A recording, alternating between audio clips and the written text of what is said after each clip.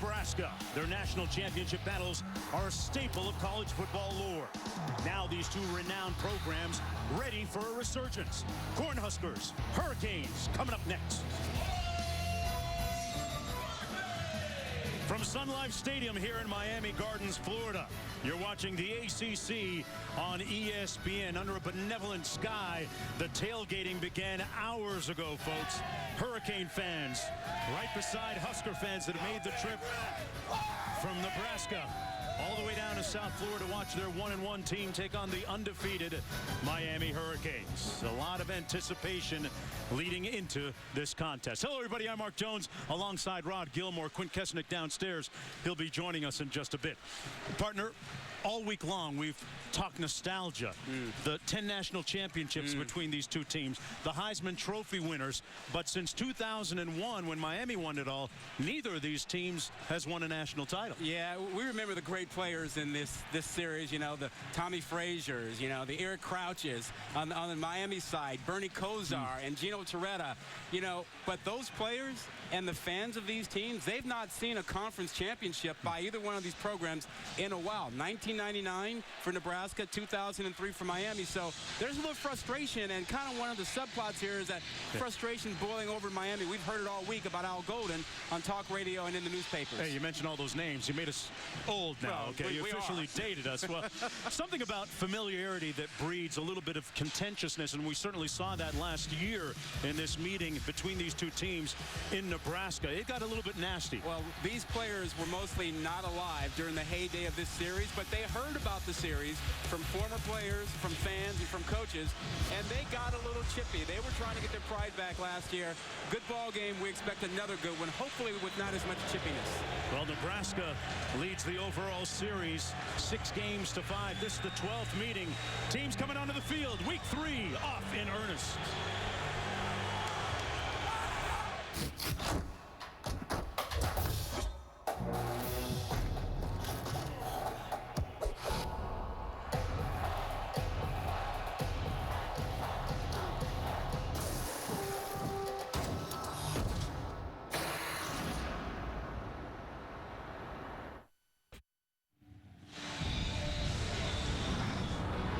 ESPN, home of the college football playoff.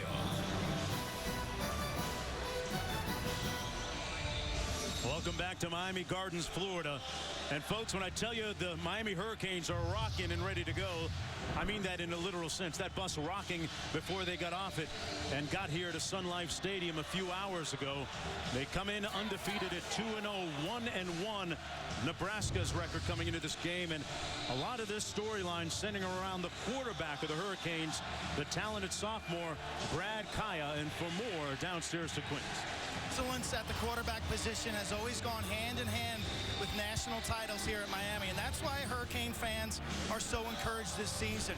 Brad Kaya, 6'4" sophomore from California, 63% right now, 3 touchdowns, no picks. He is the undoubted leader of this team. He told me last year as a true freshman who came to campus in June, it was hard for his voice to be heard. He said, this year, I am the face of the program. He's a serious customer. Today, he wants to exploit Nebraska's secondary that has given up some big, big plays. Yeah, he certainly put up some impressive numbers. Rod, what do we look for out of Kaya at quarterback? Well, the middle of the field is dark and full of terror, but not for this guy. He knows how to move linebackers out of the way, as you see here, and he'll find his slot guy over the middle. He is not afraid to throw the ball over the middle of the field. Now, not just with his wideouts, he will clear space for his running backs.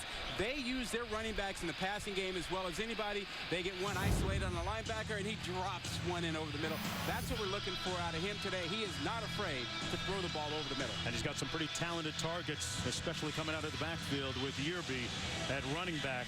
Miami folks winning the toss and deferring to the second half. So Nebraska, led by head coach Mike Riley, will receive the opening kickoff. Riley, the erstwhile head coach at Oregon State.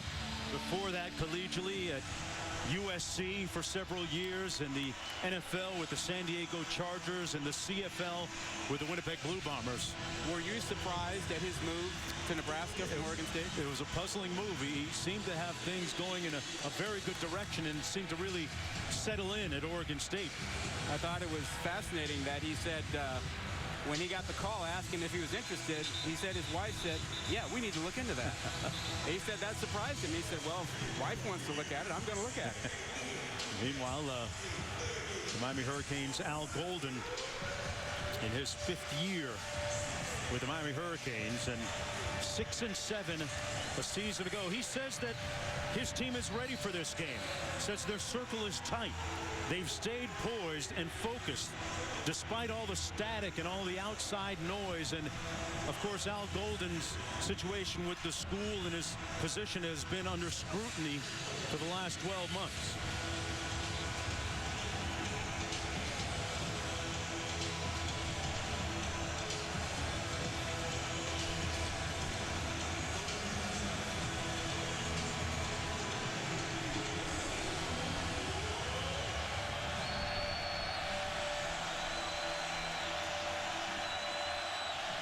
We're underway.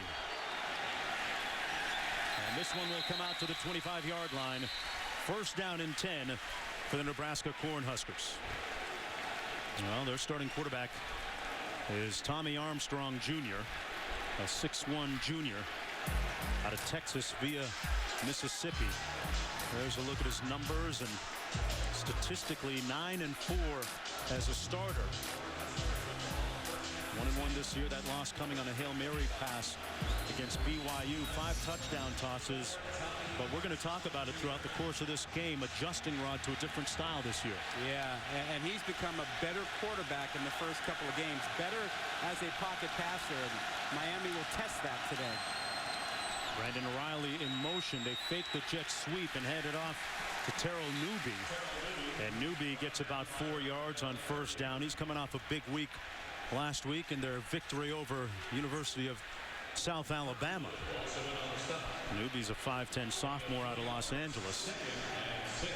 2nd and 6.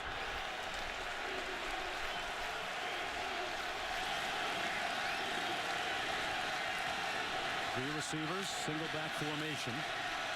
Newby beside Armstrong. Westerkamp in motion. And he fires in that direction, and a big hit as the ball arrived. Deion Bush put the wood on Lane Hovey, and he jarred it loose. Jonesy, Miami just went to their nickel package, brought in some speed rushers and an extra defensive back. And they want to keep Armstrong in the pocket. They don't want him to get outside and use his feet. They want to force him to go to his second or third option. 4 receivers out on this formation. Newby in the backfield beside Armstrong. Westerkamp in motion. Armstrong had time, and it's incomplete. Intended for Westerkamp again, and it's 3 and out to start the game for the Huskers offensively. This Miami defense had some trouble last week in their game against FAU, but a good start for them here on the opening drive. You know, you mentioned the heat that's been on Al Golden down here. A lot of that has gone to the defensive side of the ball and their struggles. Sam Foltz in the ball game, averaging 37 yards a punt.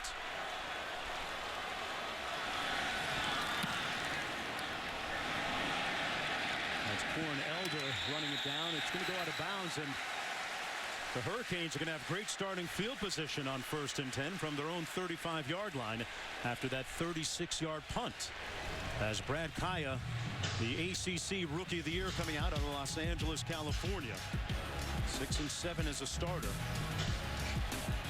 It's interesting that he's been under the radar. I think he's the best quarterback in the ACC. I mean, a lot of folks like Everett Golson over at Florida State. Justin Thomas at Georgia Tech's more of an option guy. Deshaun Watson hasn't played. Marquise Wilson at North Carolina. But this guy was so productive as a freshman, and he should build upon that this season. First down and 10 from the 35. Single back set, 3 receivers. Kaya gets rid of it quickly. It's complete to Rashawn Scott. And Scott pushed out of bounds, but a 12-yard gain. He was working against Daniel Davey. That Husker secondary struggled a little bit. And for Miami, it is all about speed and not wasting time. And going after Davey and using speed is part of what you will see. Miami believes they are a faster team, and they are, and they should use that to their advantage. Kaya has time, taking a shot up top. It hung up there a little bit long and incomplete at the 10-yard line, Rod. They went right back to Herb Waters working against the same guy, Davey. Well, and Waters had him beat. He used his speed to blow by him. That ball was underthrown. I think that Kaya actually thought he wasn't that far open. He gave it too much air. Had he just let it fly, Waters would have been dancing in the end zone. Now Waters, their second fastest receiver. One more look at the end of it, and he seemed to land badly and injure his hand. He came out of the ball game.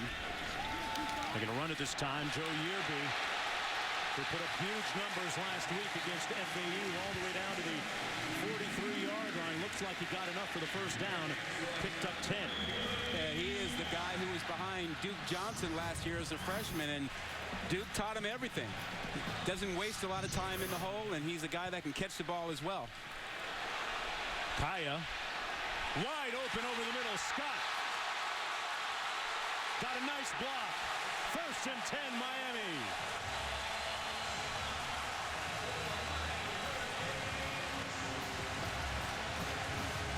A 32-yard gain.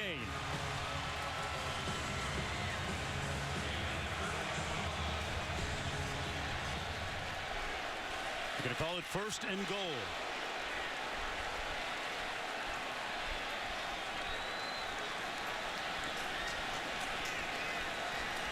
Here be the single back. Kaya on the slant. Touchdown Hurricanes. Christopher Herndon.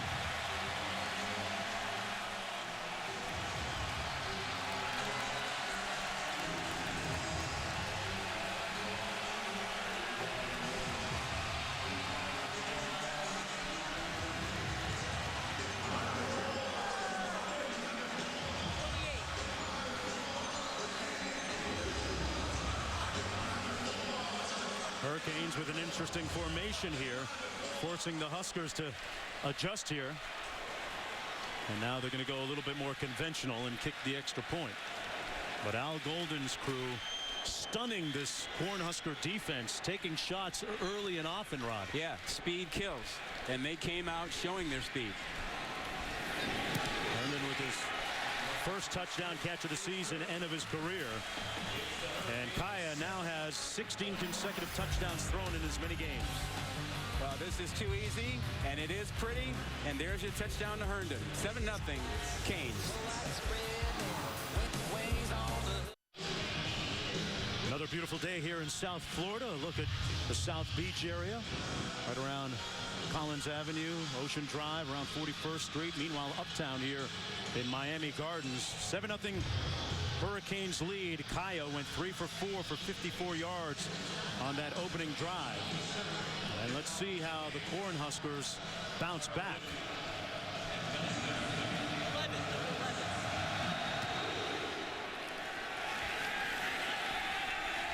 And once again, they'll start off from their own 25-yard line. Rod, tell us about the key on that last drive and the big play. Well, let's go back and talk about the middle being open. They've got quarters coverage. They will run it off here with this guy. That will open up this whole area for Scott to run his little dig route, the square in. Watch him come open. Nobody in the middle. They've run off the coverage deep there, and Scott catches that one for a 32-yard play, the biggest play of that touchdown drive.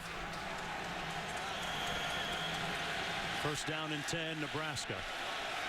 Had a 3-and-out on their opening drive of the ball game.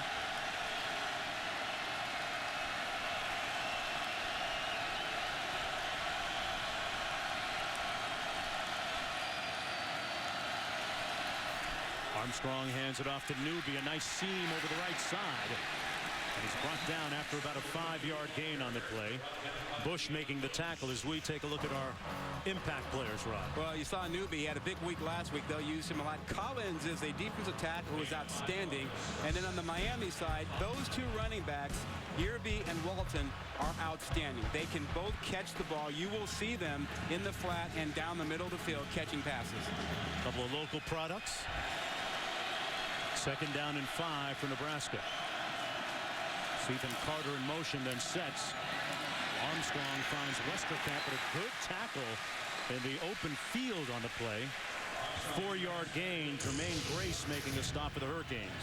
This puts them in position for a 3rd and short, which is where they want to be. They weren't there on that last drive. They can use either Newby or go to their bigger back if they want to get Cross in there, who's 230 pounds. 3rd and 1. Cross in the backfield.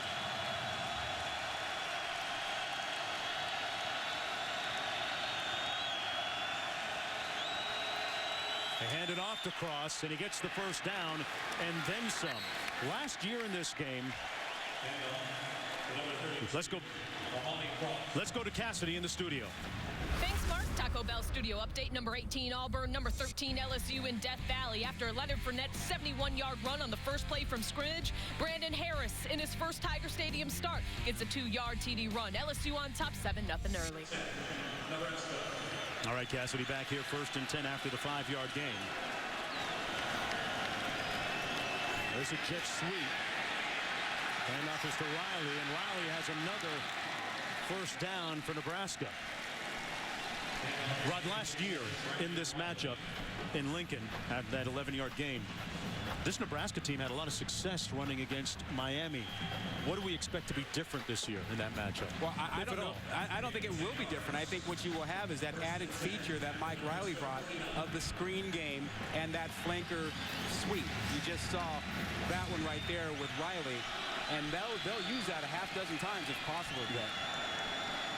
1st and 10 Nebraska. Armstrong back to pass. Fires a strike. The ball knocked loose.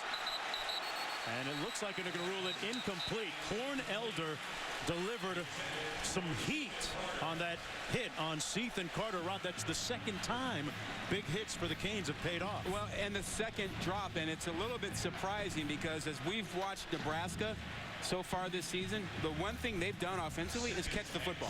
They've got a lot of different receivers that they use, and they've all been pretty good at hanging on to the football, but they've been separated from the ball so far today. 2nd down and 10 from near midfield. Newby in the backfield takes the handoff, and he's going to be stopped up right near the line of scrimmage. Might have gotten a yard on the play, so let's look ahead a little bit. 3rd down and 9 for Nebraska. Mike Riley implementing his new offense. Well, I think he's happy with the little shallow crosses that they've run across the middle. They've been there, but they've suffered big hits and lost the ball. So they haven't stopped it. So come back to it, whether that is Westerkamp dragging across or your tight end, and maybe Carter's that guy. But either one of them over the middle should still be open right now. 3rd and long for Armstrong. Up top and incomplete. Good coverage by Tracy Howard on the corner on Brandon Riley. So 4th and long coming up for Nebraska, and they'll punt for the 2nd time this afternoon.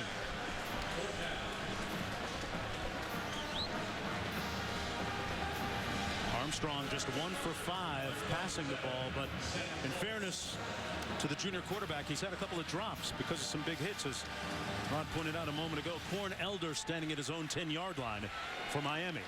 You know, it looks awfully hot down there. Looks? It is about 93 degrees, and that's not counting the humidity. And I'll tell you what, Sam Foltz with a poor effort on that punt. That is the follow-up after a 36-yard effort that he had on his first one. The official still walking up, and he's going to mark it at about the 33. 1st and 10 from there for Miami.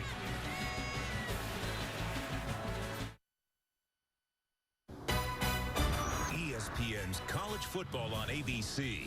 Brought to you by the 2016 Ford Explorer. Be unstoppable. And Taco Bell's new $1 Daredevil Loaded Grillers. Try all three if you dare. Only at Taco Bell. A very leisurely Saturday afternoon in downtown Miami. A look at the Tuttle Causeway and uptown here in Miami Gardens. 7-0 lead for the Miami Hurricanes. Brad Kaya led his team down the field on the opening drive of the ball game for Miami and scored a touchdown. That big play, that 32-yard pass and catch to Rashawn Scott. And you can understand after watching him on the opening drive what some of this hype is all about. He hands it off to Joe Yearby. And Yearby brought down after a gain of about 7. There has been a lot of heat on Miami's head coach in the pressed white shirt right there, as this banner ran last week over the stadium at FAU and when they today, played. yeah, they ran and it this morning today as too. well. This was the second banner that they flew over the stadium. That also today. So some people making their voices heard, as is Kaya, caught down to the 15 by Waters. And that might quiet the critics of Golden for a while. A 38-yard gain. Well, Kaya hangs in there. He had to hear the pressure coming, but he stood his ground as Young, the freshman, is coming to get him.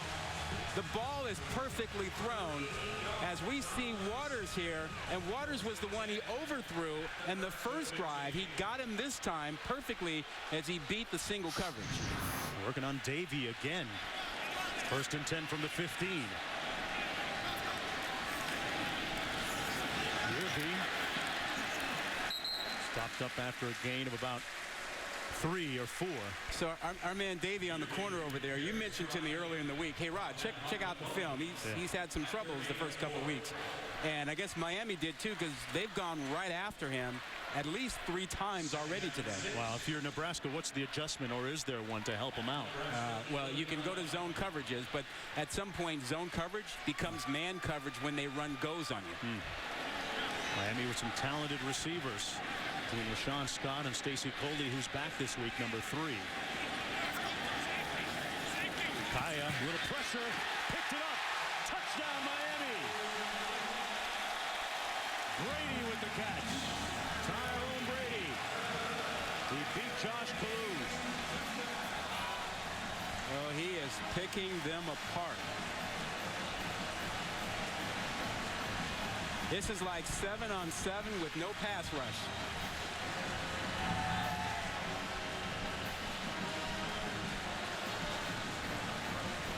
Offensive coordinator James Coley coming out with an aggressive script for the Hurricanes offensively to start this game. And in speaking with him earlier this week, Rod, we kind of had the feeling he wasn't going to be tentative at all. No, he certainly felt they had a speed advantage and that they would take every opportunity to use it. And the Hurricanes out to a 14-0 lead. Kaya, 2 touchdowns. His last 3 passes. The flag is down on the play.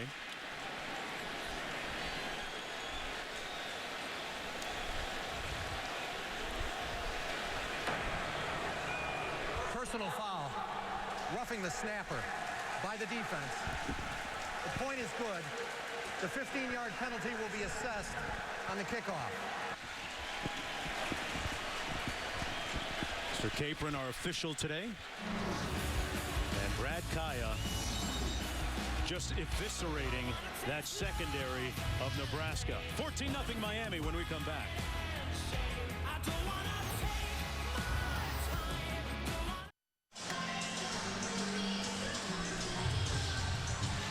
Welcome back, everyone, to Sun Life Stadium here in Miami Gardens, Florida. Boy, the Miami Hurricanes coming out early here and stunning Nebraska to the tune of 14-0. Brad Kaya has been on fire. And the Hurricanes kicking off from the 50-yard line, a result of the penalty on the extra point.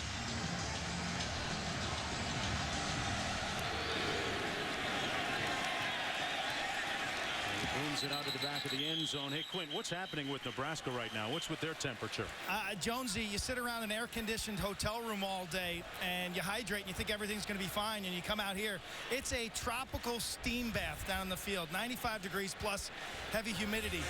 Mike Riley elected to take an abbreviated warm-up, and given the history between these two teams and last year's the intensity, the violence of that game, there were no misbehavior in the early warm-ups, and it just looks like Nebraska right now, a little on the flat side, not emotionally ready to play.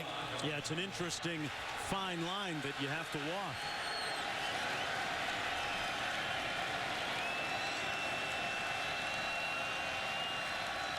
First and 10. Armstrong hands it off. Actually, he keeps it himself, and that's the type of runner he can be. Let's go back to the studio and Cassidy Hubbard. Thanks, Mark. Let's take a look at who's getting it done, presented by Wells Fargo. And the Irish are getting it done early. Deshaun Kaiser, first career start to Will Fuller. That looks reminiscent of the game winner last week. A 46-yard touchdown. Irish up 7-0 in the first. Good start for the Fighting Irish, considering all they've been through with all the players they've lost. Yeah, new quarterback. And Al Golden is going ballistic there on the sidelines, looking for a flag. Looked like Nebraska ran somebody on late. What do you make of the Golden controversy down here? I mean, I got here this week and the talk radio was blowing up about him. You'd think they were 0-2 and lost to both FAU and Bethune-Cookman. Here's the call first. There are 2 fouls. Substitution infraction. 12 men on the field by the offense. Sideline warning against the defense. Those fouls do not offset. There is a 5-yard penalty against the offense. Second down. Let's go to Quint for more. Jonesy, in terms of the attitude of this Miami team and the distractions surrounding Coach Al Golden, you go to practice on Friday, they're about as loose as it gets. They were focused when the work was ready to be done. And I thought after practice, I saw guys staying after, working on their trade, working with the jugs machine. So this team, their personality, their attitude, I think they're oblivious to it. Yeah, they seem to have done a great job of shutting out the outside noise and static that often accompanies being a member of the Miami Hurricanes in this town. A lot of local kids from South Florida on the roster, so they know about the history of the program. Second and 12, Nebraska. Armstrong complete out to the 30-yard line. Catch is made by Cotton, tight end Sam Cotton making the catch. Third down coming up. Yeah, they're still able to work inside. We've seen them throw the ball over the middle. That was an 8-yard pickup. And remember, they successfully threw the ball over the middle in the first couple of drives, but had the ball knocked out on tackles.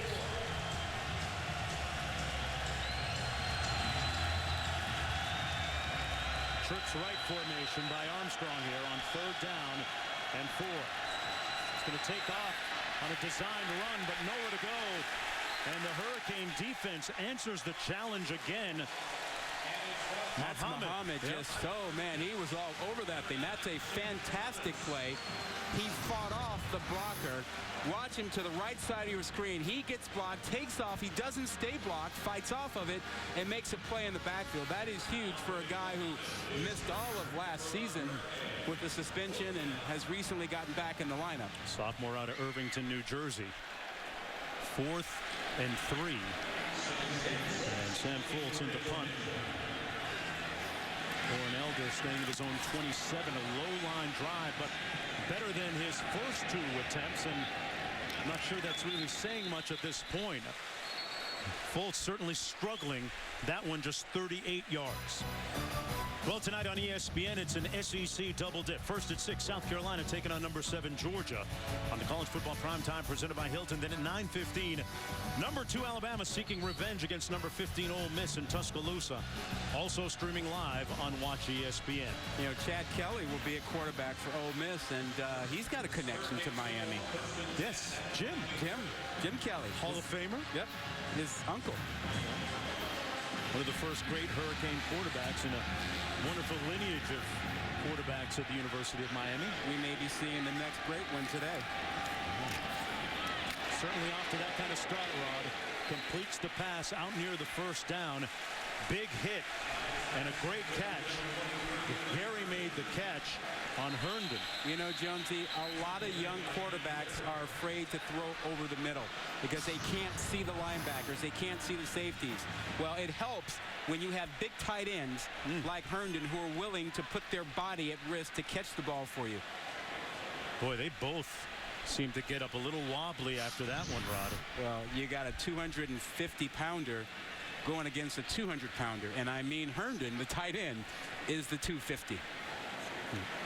Well, we do have a medical observer working in the booth today to spot situations where a player might need medical attention, and neither sideline has spotted such a situation. A good upgrade of the situation overall, right, from a year ago? Absolutely. Keep in mind, though, the independent observer in this game with an interconference game is not truly independent, selected by Miami, but servicing both teams.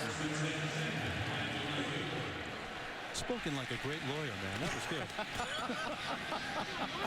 Can't run from it. First and 10. They tried to set up the middle screen and do. That's Njoku. Great athlete gets the first down. David Njoku, also a high jumper on the track team at the University of Miami. First and 10 at midfield. Flag on the play. Yearby with a spirited run, a gain of about 7. Brought down by Rose Ivy. You get the impression Miami has sped up their tempo because of the conditions here, because of the heat. Sure looks that way. And of course, a report from Quinn a moment ago saying it was 95 degrees down in the field, and with the humidity feels well over 100. It was fine when I was on the beach at 7:30 this morning. Top block on the play. The block was legal. Second down. Yeah, it's a little different when you got that ocean breeze. Yeah, a lot different now. 5:07 to go in the first quarter. Miami has been dominant so far.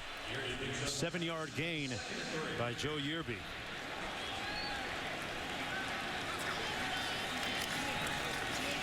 Kaya taking another shot up top. A flag thrown. That's going to be pass interference against Byerson Cockrell, working against Rashawn Scott. Working the safeties on Cockrell now. They have made an adjustment out there, Nebraska has, defensively. They have Rose in at one corner and Kulu's on the other corner. That is the safety Cockrell, who got lined up against a slot receiver who's a little too fast for him. That's Scott. And he probably didn't have to tackle him. That ball was probably a bit overthrown. But he had no idea where the ball was. There's Cockrell, who was victimized there.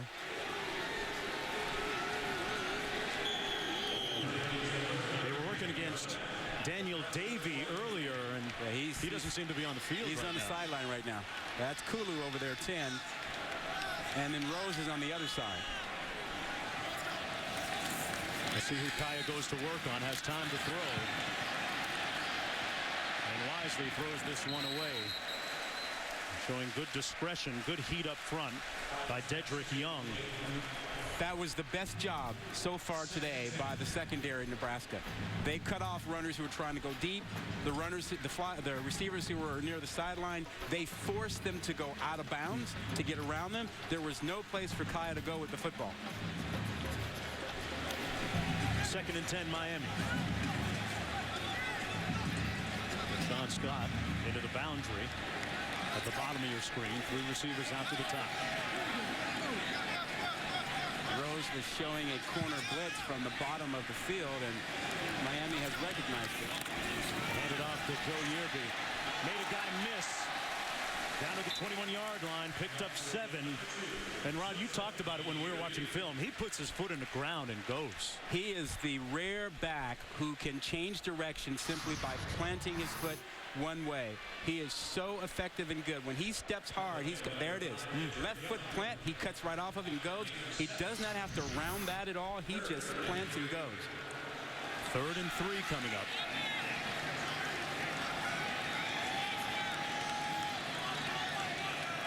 Herndon in motion, now set. Kaya to pass. Over the middle, has the first down. Catch down to the 15-yard line. Lawrence Cager picks up 6, and they move the chains again. Partner, it's critical time right now for Nebraska. They give up 7. They might be done. It might be hard to get back in it at that point. They've got to find a way to hold Miami to a field goal here. A 21-point deficit in this heat. Yeah, their defense has been on the field for a long time. Yeah. Mike Riley's team looking for answers right now.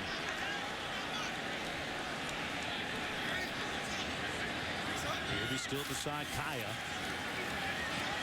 Given time.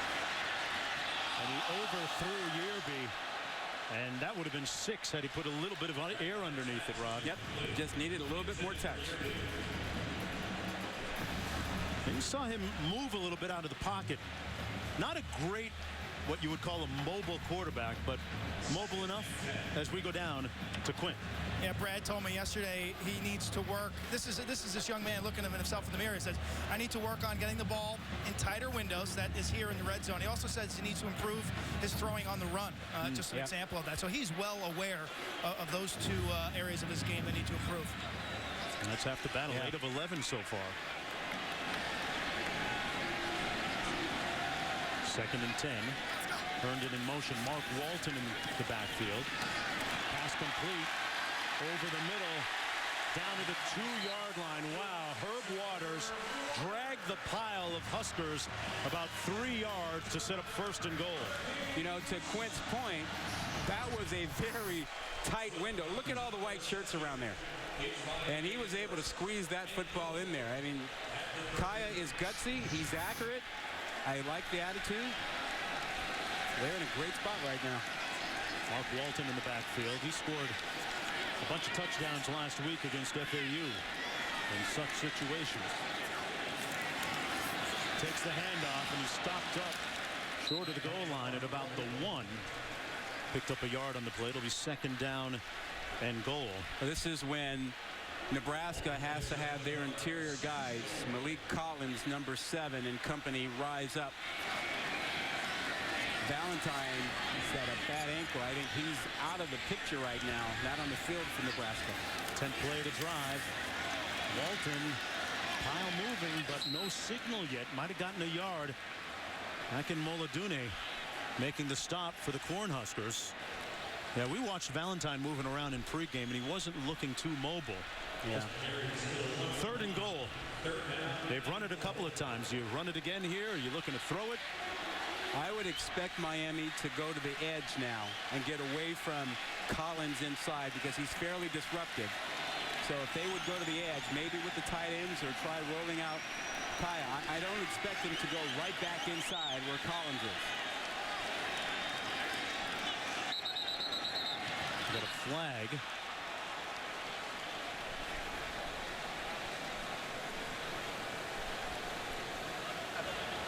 False start. Offense. Number 67. 5-yard penalty. 3rd That's down. against Alex Gall, first-year starter. This is huge for Nebraska now. Instead of the 1-yard line, they moved him back to the 6, and they have to get this stop. They have trouble getting pressure on the quarterback. They have to find a way right now, and if they have to bring the house, you bring the house, but they can't give up a touchdown here and stay in this game. On the road, facing a lot of adversity. Kaya to pass on the fade. Just a little long and incomplete, intended for Njoku. So, as you said, Rod, it looks like Nebraska dodges one here, as Miami will go for the field goal. Well, Mark Banker, the defensive coordinator, recognized it also, and he did bring the house. Well, Njoku's a 7-foot high jumper, but couldn't jump high enough to get to that ball. Yeah, no, it was the right thing to do. They needed to come out of this thing without giving up a touchdown, and it looks good so far for Nebraska that they will prevent a touchdown down here. Badgley's 4 of 5 on the season so far. His lone miss coming last week from close range against FAU. But he knocks this one through to make it a 17-0 ball game. Mike Riley looking for some answers. It's all smiles on the Cane sidelines.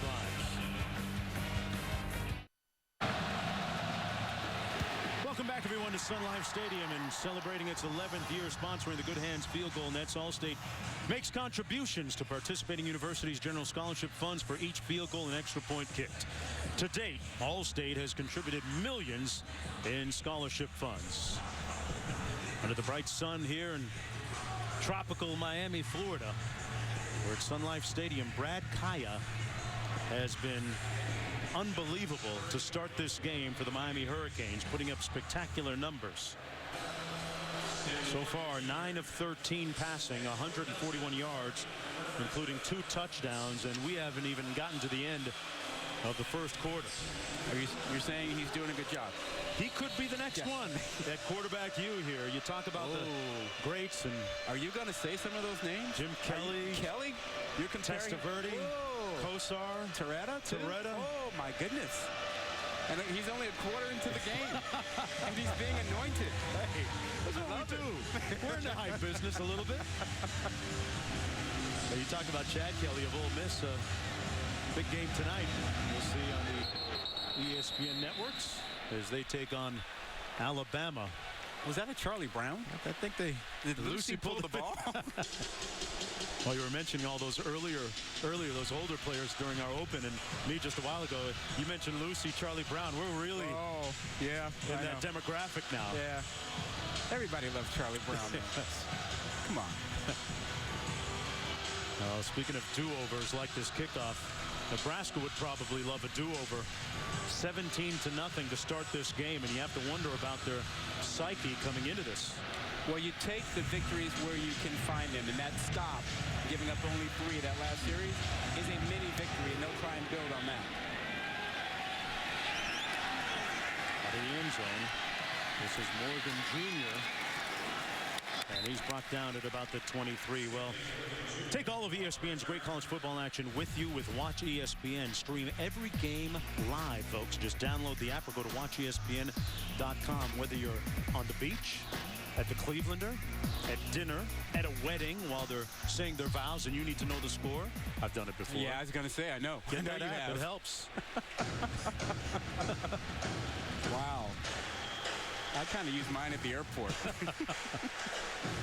Lots of college football games today, as some interesting ones today you'll see on the ESPN networks. Miami answering the call here in a step up in competition today against Nebraska. 1st and 10 for the Cornhuskers from the 23. This is Cross. Flag down, and Cross brought down just across the 30. Inside a minute to go here in the first quarter. Gain of 8 yards on the play, but will it stand? Nebraska with wins over BYU and South Alabama. Personal foul. Hands to the face. Defense, number 7. 15-yard penalty. Added on to the end of the run. First down. Correction, they lost to BYU and then defeated South Alabama, but Mike Riley was, they could have easily let BYU beat them twice the way they lost that game, but Mike Riley was happy with the way that they bounced back against South Alabama. Yeah, he says he likes this team. He's still getting to know these guys. I think a lot of people assume when you just become the coach, you're instantaneously there, but it takes a while for players to trust you, and he's an easygoing guy. They're starting to trust him, and the way they came back after that BYU loss is a good sign. Armstrong, flag down. Westerkamp makes the catch at the 35-yard line. There's a flag down back at the 43-yard line.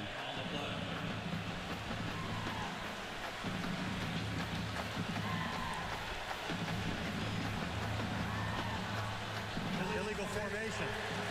The offense had 5 men in the backfield. Number 68 was lined up in the backfield. 5-yard penalty.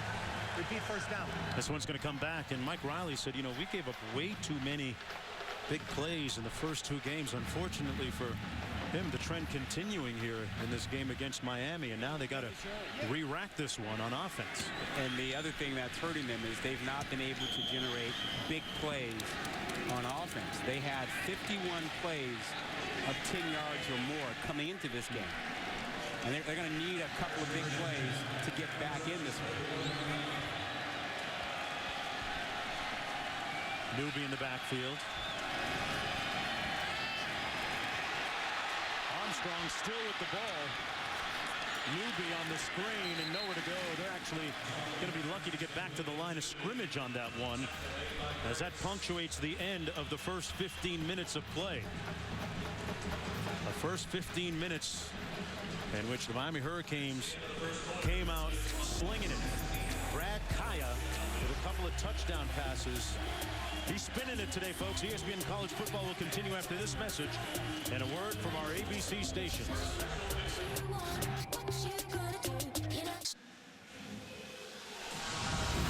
You're watching the ACC on ESPN from Sun Life Stadium in Miami Gardens, Florida. I'm Mark Jones, chopping it up with Rod Gilmore. Quint Kesnick down at the sideline. Start of the second quarter here. Nebraska digging itself out of a 17-0 hole. Terrell Newby in the backfield. You look at the discrepancy, a huge one in total yardage as we enter the second quarter. Second and 15, Armstrong could have taken off. Whips it downfield complete. And let's see where they spot this. They're going to spot it a little bit short of the first down. Brandon Wiley making the stop, working against Tracy Howard.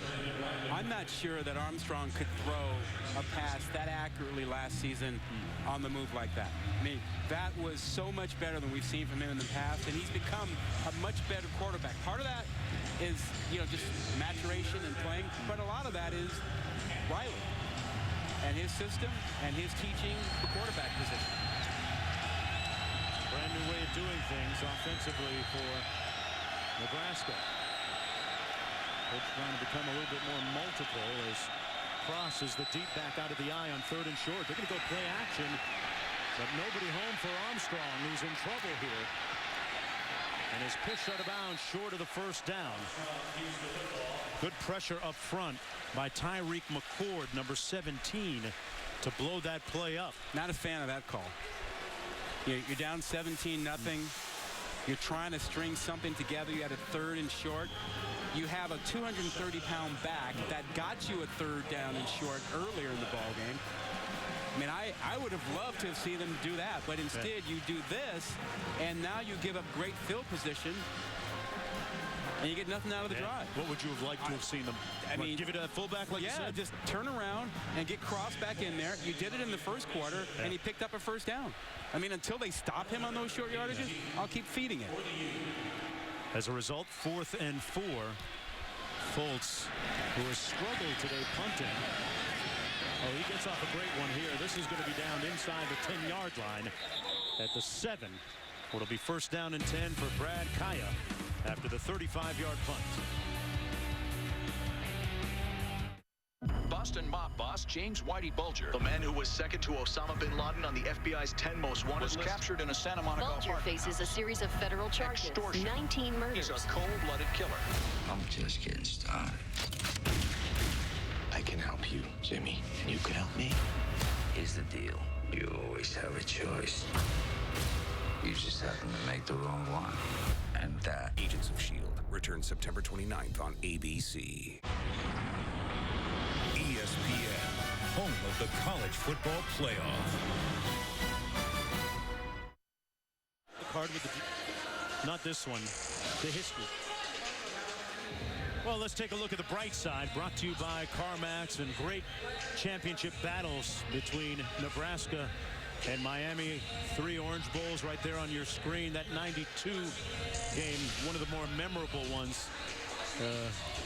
Pitched a shutout, 22-0. Yeah, I still remember the 95 game with Tommy Frazier. Key passes late in the game to set up a touchdown run. I want to say Corey Schlesinger was part of that too. Well, speaking of big fullbacks, that's when fullbacks used to get some glory. What are they? Mark Walton in the backfield, a tailback for the Miami Hurricanes. First possession of the second quarter. Kaya hands it off. Not much success. Gain of 1. Young makes the stop as we go back to the studio and Cassidy. Thanks, Mark. Let's check out this Buffalo Wild Wings wild play in another ACC Big Ten matchup. Danny Isachukwu with a scoop, and return for the touchdown. Boilermakers with the 14-10, now down 17-14 in the second. That's on ESPNU. All right, Cassidy, 2nd and 9 for Miami.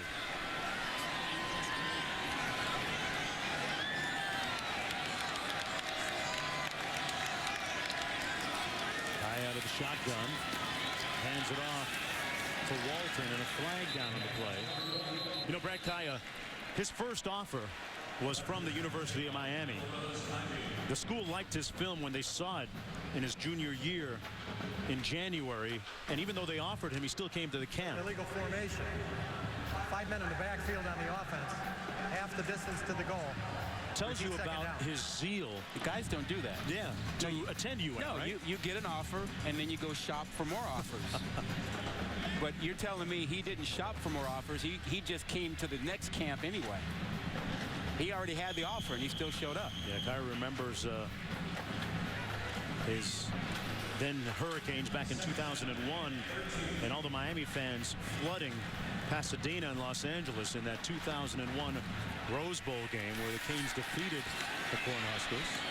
He completes the pass out to the 14-yard line to Rashawn Scott. Let's go down to Quint. It's over 2,700 miles from West Hills, California, here to Miami. But Brad told me yesterday he just wanted to be different. He did not want to play on the West Coast, and he loved Miami right from the start. They spotted him, as you said, James Coley, and he honored that commitment all throughout when a lot of big-name programs did come after him late. I love the fact that he stayed in high school and showed up in June and still won the starting job last year. The ACC's reigning Rookie of the Year. It means that he went to his prom. We talked about that last week. My partner not big on the coming to school in January variable. Incomplete pass. No flag thrown on 3rd and 3. Jonathan Rose, the DB, involved on the play as Rashawn Scott went to the turf. But that's a battle, a significant win for their secondary. A huge win. Not only do they get off the field, they get a chance to give the ball back to the offense in a good position. They should get this somewhere around the 40-yard line if things go as expected. So Justin Vogel, who is going to punt for the first time today. Kicks off a great high spiral. Westerkamp all the way back at the 29.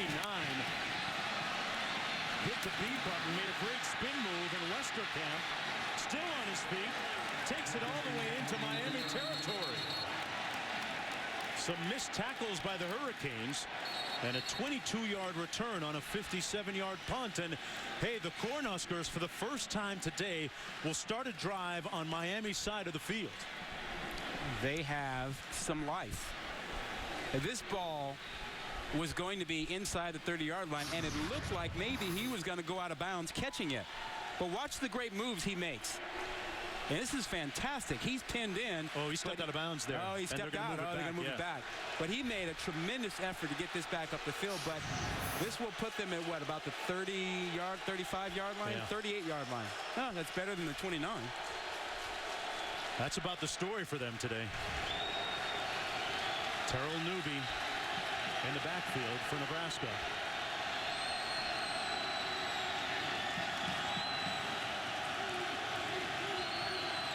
Armstrong hands it off to Newby.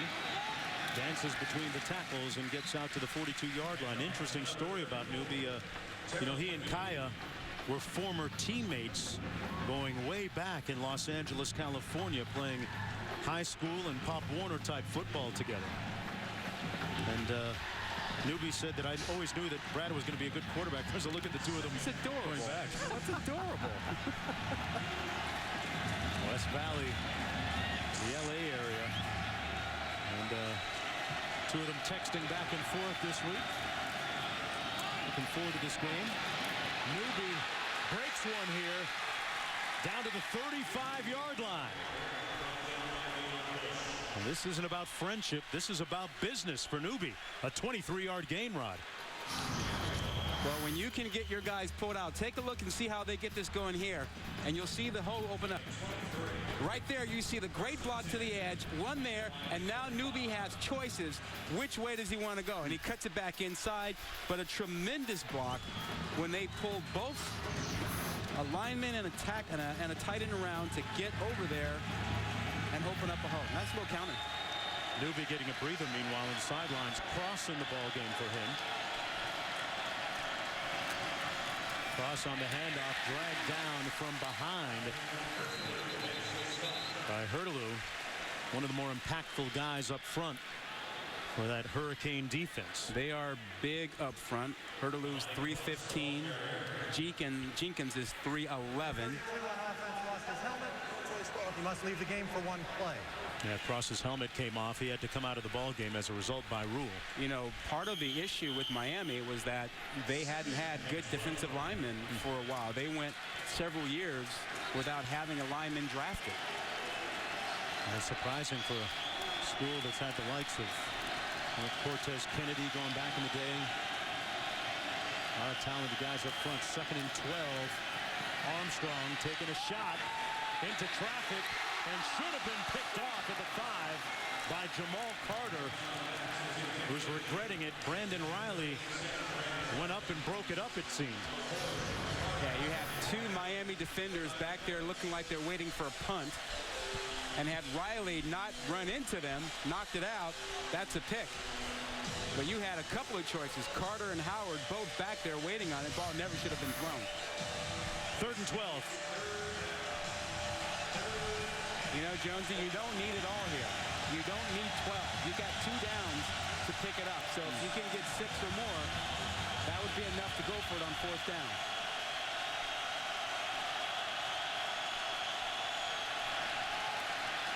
Armstrong sets up the screen. Newby stayed on his feet. Short of the 1st down, Corn Elder knocked him off his feet on the 5-yard gain. It's 4th down coming up.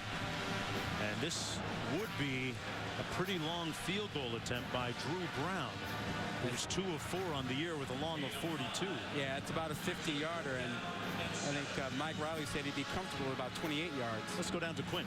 Jonesy, there is a slight breeze at Brown's back, moving right to left across the TV screens, probably about 5 to 10 miles an hour. This time of the year when it's so warm, this ball tends to carry a little bit further. It's nice and bouncy. Well, that's a good point, Quint, because this is about 5 yards longer than Mike Riley said he would like to try a field goal. It's up. And man, he drilled that with room to spare. Drew Brown with a career-long 49-yard field goal, and the Cornhuskers are on the board when we come back. ESPN's College Football on ABC. Brought to you by Chevrolet. Find new roads. Chick-fil-A. We didn't invent the chicken, just the chicken sandwich. And AT&T. Mobilizing your world. Welcome back, everyone, to South Florida. Beautiful day out on the beach and up at Sun Life Stadium. As Drew Brown gets Nebraska on the scoreboard with a career-long field goal of 49 yards. Al Golden down there for the Canes discussing something with the officials. Big game for the Miami Hurricanes and for Nebraska, but for Miami, if they get this W here, they have a week off next week, and then they get into a kind of murderer's row part of their schedule. They go Cincinnati and then Florida State with this huge Virginia Tech and Clemson. So you go into the bye week 3-0. It's a lot different than 2-1, right? Well, it does 2 other things too. It also says, wait a minute, the first 2 wins this season, this is more than that. This is the first real test. And secondly, we'll also get a little bit of heat off of Golden, at least for a couple weeks since they have a bye. Yeah, or a couple banners. Yeah. I mean, I don't know if you were surprised, but I was surprised to see 2 banners flying before the game, you know, saying, let's fire him. Yeah, for a team that's 2-0 and really is facing its first real test today. And we understand what's been out there, the narrative that you hear, and talk radio has been all over it, and the newspapers are saying, look, you know, he hasn't gotten the job done yet. You know, he's, what, 18-20 in his tenure here against the Power 5 conferences. And it's time for Miami to get back to being Miami. And fans are frustrated seeing other programs come back, and Miami hasn't come back yet. Yeah, they've had some great upgrades under Al Golden on campus. $7 million field renovation. $20 million upgrade on the Dwayne Johnson, a.k.a. Rock, locker rooms and player facilities. They're also building a player performance center right adjacent to their practice fields, another multi-million-dollar project. So for a program that got by on talent alone for decades, they've made the necessary upgrades and really getting recruits now because the Nevin Shapiro spectacle has passed them too. Illegal formation. Number 12 on the kicking team. Lined up more than 5 yards from his free kick line. That 5-yard penalty will be assessed at the succeeding spot. Well, let's take a look at our Pacific Life game summary. And Brad Kaya came out and was really precise early in this ball game, setting the tone. Oh, he was on fire. I mean, he was just carving up the secondary, threw big passes to get him down close, and then found Herndon in the end zone there, came right back with another big touchdown pass inside. And on the other hand, it was Nebraska dropping passes. Armstrong on target across the middle, but 2 drops really hurt 2 drives early on for Nebraska. 8:37 to go in the first half. First down and 10 for Miami from their own 30. They had their first 3 and out of the ball game on their last offensive series. Joe Yearby in a tailback, and now motions out of the backfield. Kaya works the middle, complete to Rashawn Scott, and Scott's got some room. Great move down to the 20-yard line. First and 10, Miami. Well, you're smiling because that's exactly what you showed at the top of the show. We talked about it. They love to work the middle. They're not afraid of throwing the ball over the middle. They clear the linebackers out of there by moving their backs, and they open it up for receivers like Scott to come inside, and there's another catch and run for a huge pickup. Rashawn Scott missed all of last year with a shoulder injury. A 52-yard gain on that last play. Had a clavicle injury. And showing good form coming back this season. Kaya. Incomplete at the 7-yard line. Broken up nicely by Nate Gary. Pass was intended for Brady, who already caught a touchdown pass today. Because Miami uses their running backs in the passing game, they can open up the middle. They force the linebackers to go wide and create more space inside. And that's why Kaya looks over the middle so often, because they've got the room. They create the room. James Kohler, their offensive coordinator, does a great job of creating space in the middle of the field. Yearby in the backfield. Cager split to the bottom of your screen to the short side of the field. Coley, the inside receiver, and Cager makes the catch, but looks like we had a little bit of motion, and Miami looking a little disjointed there. Coley moved.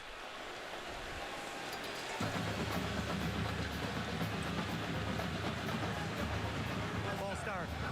Offense. Number 3. 5-yard penalty. Second down. Question for you. How much would Golden endear himself to people in Miami if he just didn't wear a suit and tie on the sideline? You know, I like the white press shirt, but a Tommy Bahama deal would work kind of nice, too. You know, you hear some of this stuff floating around that. You know, it's not crazy. The Miami image. It doesn't fit, you know. Yeah. It's insane sometimes. The most criticized coach in South Florida. He's 2-0. They come right back to Cager. Cager makes the catch. Stopped up about 5 yards short of the first down. Got 11, so it's third down coming up, and a Nebraska player shaken up back at the 34-yard line. But, you know, Golden was a Temple, Joe Paterno disciple. But this is what the critics keep pointing to. The 18 and 20 against the big boys. And when you're a Miami fan, you talk about the tradition and the history, you know, Toretta, Michael Irvin, and these guys, that's unacceptable. Yeah. And the one thing that has an asterisk beside that 18 and 20, though, is that for a while there was a cloud that hung over Miami. And during his tenure with the Nevin Shapiro controversy and scandals, the scholarship limits, the penalties, and going out trying to recruit players with that hanging over your head. They're just now back to 80 scholarships. They're still short 5 scholarships. That's a fair point. Here's a look at Chris Jones, the defensive back for Nebraska, coming off the field. He was shaken up on that last play. There he is coming off the edge. Yeah, it's going to sting.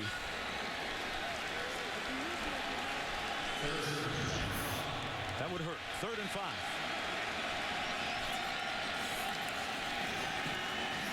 Kaya. Yearby out of the backfield made a great catch. And let's see where they spot this. He's close to the first down. Right at that marker. Joe Yearby, you talked about his ability to catch the ball, Rod. That's a running back with wide receiver hands. That's the ball up over his head. He had to go up and get that like a receiver does, and that's fantastic. And now you see a new quarterback on the field. Malik Rozier, they have a package for him. What is it? What do they like to do with him? Well, he's the more athletic, the more quarterback design run guy. More of the zone read, keep it, fake it. That's the guy, that's the kind of quarterback he is, and probably why he's in there right now. Sounds like you're describing triple option. He keeps it. And Nebraska stones it back at the 10-yard line. Nate Gary making the stop on the play, setting up a 2nd down and goal. He'll stay in the ball game for another play here, it looks like. Those are the Auburn transfer. And maybe not, as Kyle comes in after the loss of 2. Yeah, Nebraska read the scouting report on Rozier also and figured he wasn't in there to throw it.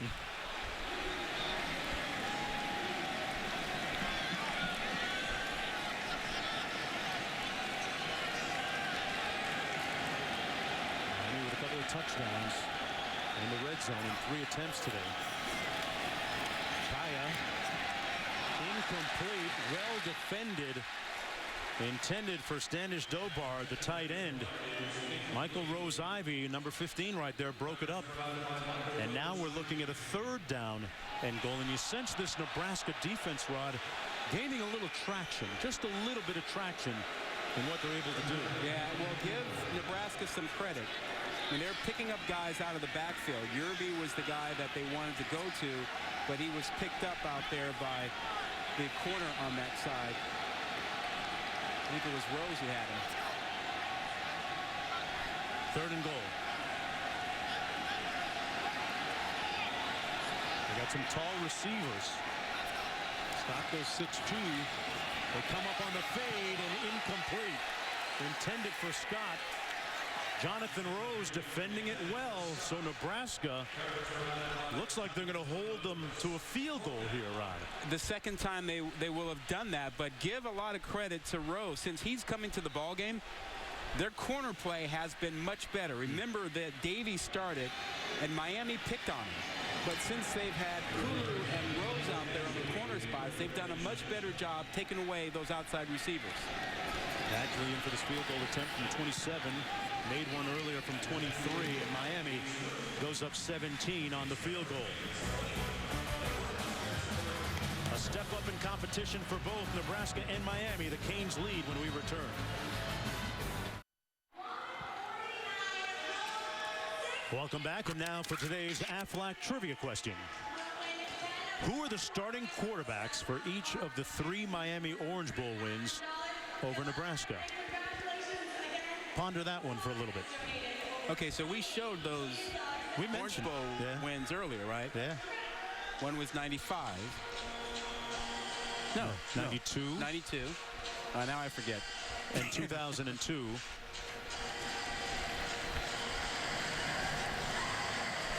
We got 2 of them. I think they got 3. Really?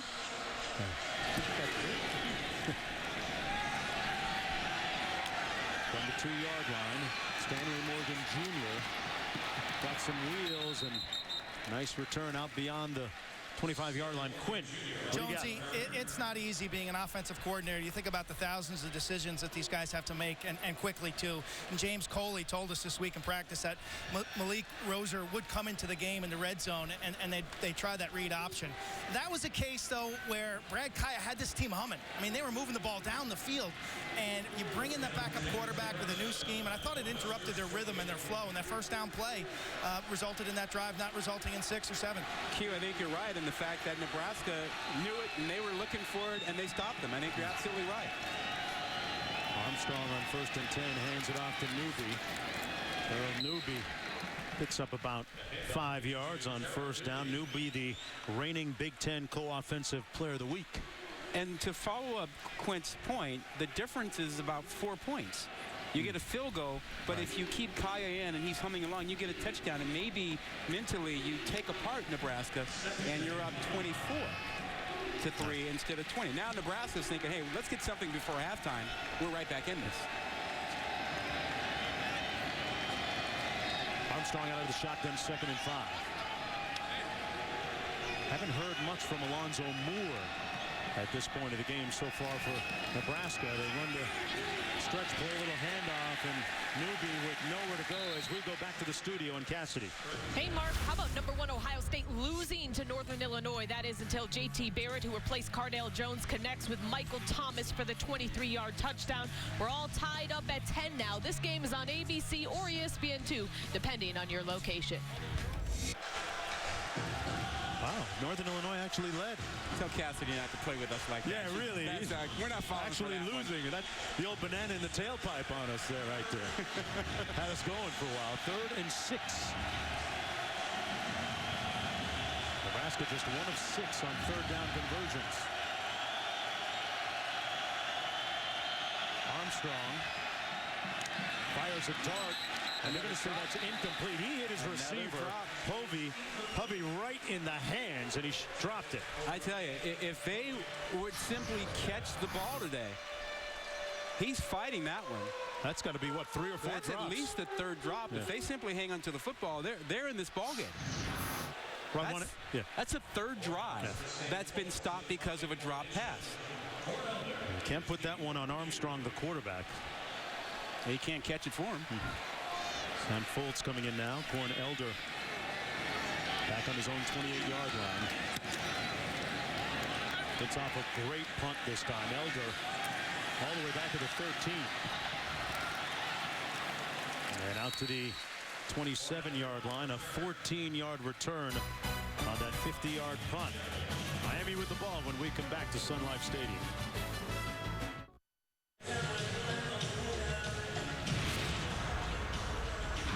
Welcome back, everyone, to Sun Life Stadium. A look at Biscayne Bay area, downtown Miami, Florida. We're uptown, about 10 miles on I-95. Time now for our Aflac Trivia question and answer. Who are the starting quarterbacks for each of the 3 Miami Orange Bowl wins over Nebraska? Who you got? Oh, I had 2 out of the 3. You didn't have Steve Walsh, did you? Walsh is kind of that guy that, for whatever reason, some people seem to slip on. Kosar Walsh and Vino Torretta. Still a South Florida resident. And Kaya gets sacked. Speaking of quarterbacks, back at the 13-yard line by Akin Moladun. You know, Jonesy, one of the biggest differences in football now is 1st down. Most defensive coordinators are trying to get a negative play, a tackle for a loss on 1st down, because offenses are so good with moving the ball now that you got to get them behind the chains. They have to have 2nd and 10 or more. And that's why you see more plays like this on 1st down. More people are dialing up pressures on 1st down. Yeah, you pointed out earlier last week and the week before, hey, the analytics prove that. The numbers show how it affects whether you make a 1st down or not.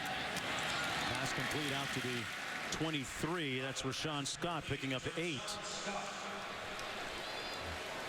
So that 1st down play now gets them into a 3rd down situation that Nebraska probably feels pretty good about. 3rd and long coming up. 3rd and 14. You can play pass defense.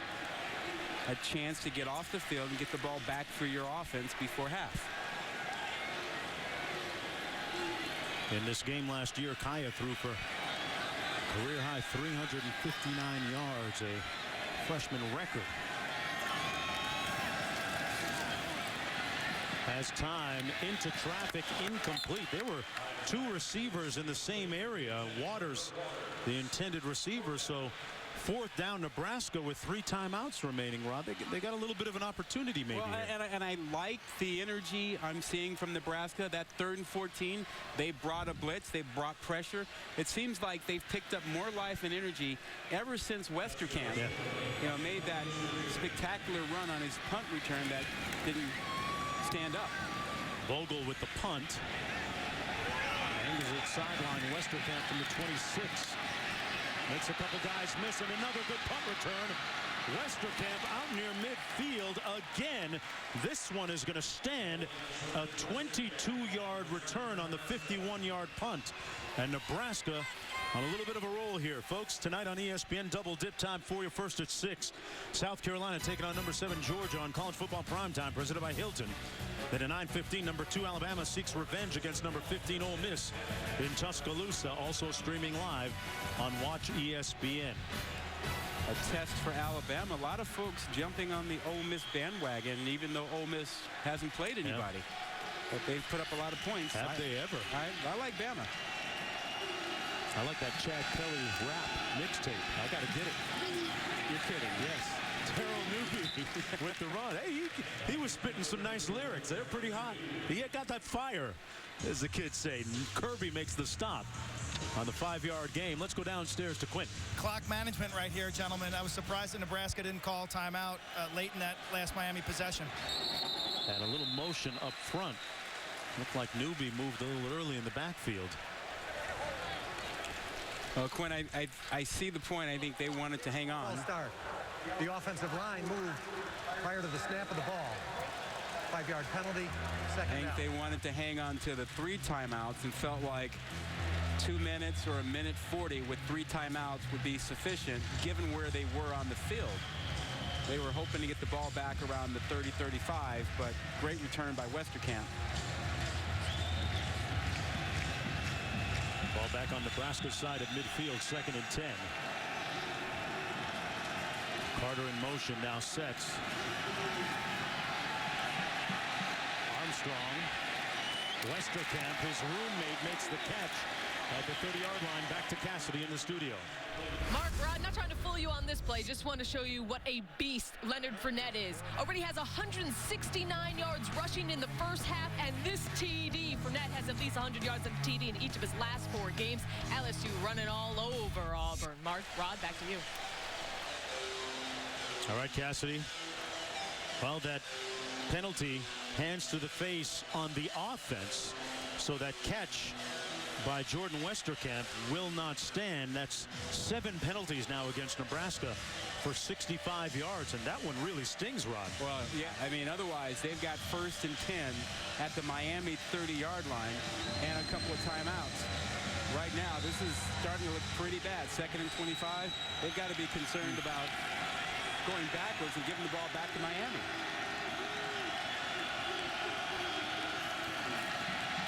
Armstrong keeping his play alive and going to run for the sidelines. Pushed out of bounds. No flag thrown. Raphael Kirby, the leader of that defense, limits the game to 6. I'm surprised they didn't throw a flag. I mean, Armstrong clearly had given himself up and was heading out of bounds. And it looked like, I'm not sure it was an aggressive hit. Yeah, that's enough of a push. He was 2 yards in bounds, though, still, wasn't he, when he put hands on him? I thought his hands got on him out of bounds. Well, considering what happened last year between these 2 teams, it's nice to see nothing develop from that. 3rd and 19. Nebraska has to get all the way to the Miami 41.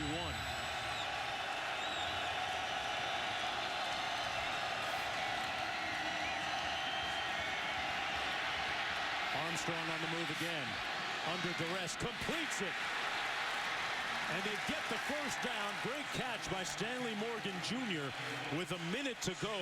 Armstrong fires a dart for 28 yards. Armstrong's feet. We talked about keeping him in the pocket. Miami failed to do that with their 4 pass rushers. That was their goal, keep him in the pocket. He got outside and he hurt them. Armstrong again going to pass. Complete. Down to the 26-yard line. That's Ethan Carter, the tight end. Timeouts. You have 3 timeouts. You can use one now. And Nebraska calls a timeout. 30-second timeout. Tommy Armstrong with a couple of nice passes there. Gets them within field goal range. Well, the Muppets are back, folks, on TV like you've never seen them before. Kermit, Miss Piggy, Fozzie, and all the rest, plus amazing human guest stars as well. The Muppets premieres this Tuesday night at 8, 7 Central on ABC. You do know that Miss Piggy dumped Kermit? Oh, really? Yeah. It was big news. Oh, wow, Yeah. okay. I got to get up on the Muppet stuff. Yeah, I mean, a lot of us were crushed by that. Hey, there's no way to segue to the quarterback Armstrong, so I'm just going to go right to him. My dad told me people born square don't die round, okay? Hugh Jones, all 90 years of him, says people born square, Mark, don't die round. Can Armstrong change who he is as a quarterback, Rod, in learning this new system of Mike Riley's? Well, I think so, because Riley is keeping some of the old offense for him. And remember, Armstrong ran some West Coast offense in high school.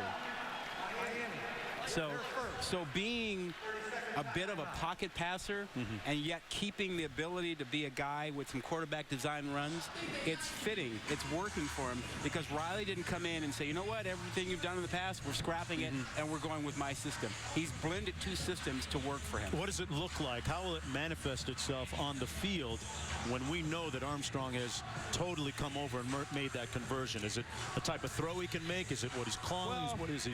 We'll see more pocket passes with him. And we've seen some of that, but he's had to come out of the pocket because of pressure.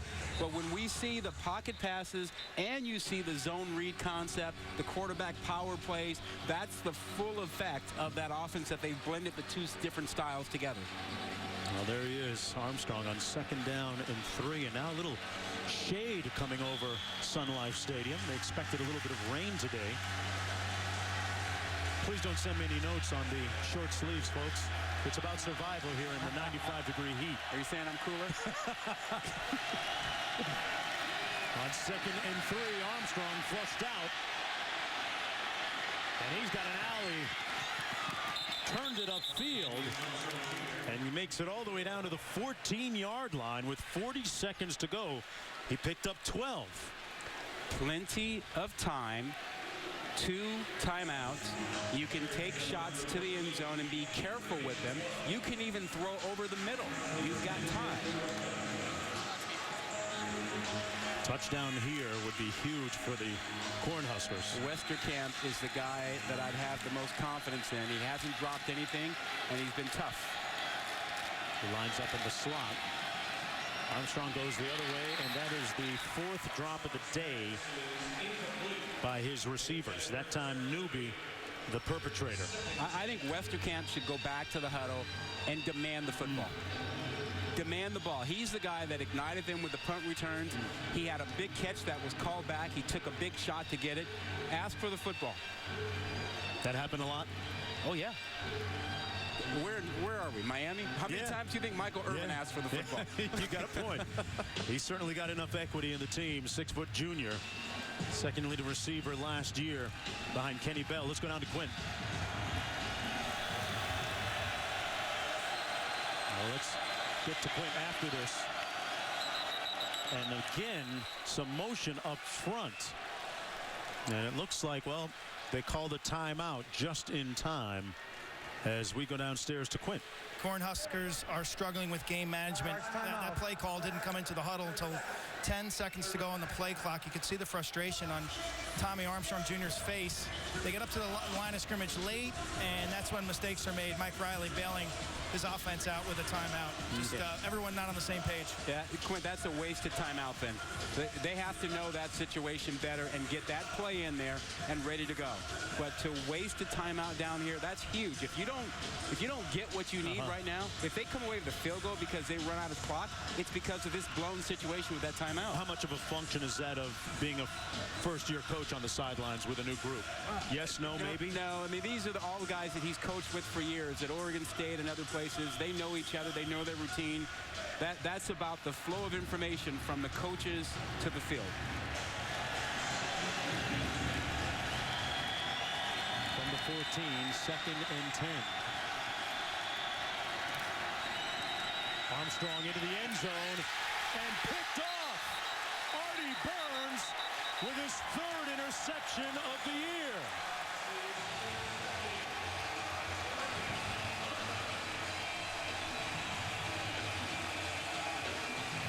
Burns looked more like the receiver than Morgan Jr. You see Armstrong looking up at the screen to see what happened. Well, what happened was he and the receiver were not on the same page. That ball was thrown out to the corner as a fade route, and his receiver was inside, and Artie Burns became the receiver. Look, his receiver is inside. That's Morgan inside. This ball is thrown outside as if it were a fade. And Artie Burns with his 3rd pick of the year. Artie Burns out of Miami's Northwestern High School. A hurdler, by the way, on the track team. Runs a world-class time of about 13:35. Ran that actually as a high schooler. He just kept Nebraska off the board. They had a chance to tack on at least a field goal, maybe a touchdown, and he just snuffed that out with that pick. Yeah, that's a dream killer. There's a look at Burns. Talked about his world-class speed. Another one of those local products. Timeout down in the field, meanwhile, but he went to Northwestern High School. Al Golden has done a good job in the last year and a bit, especially in being able to procure homegrown talent here.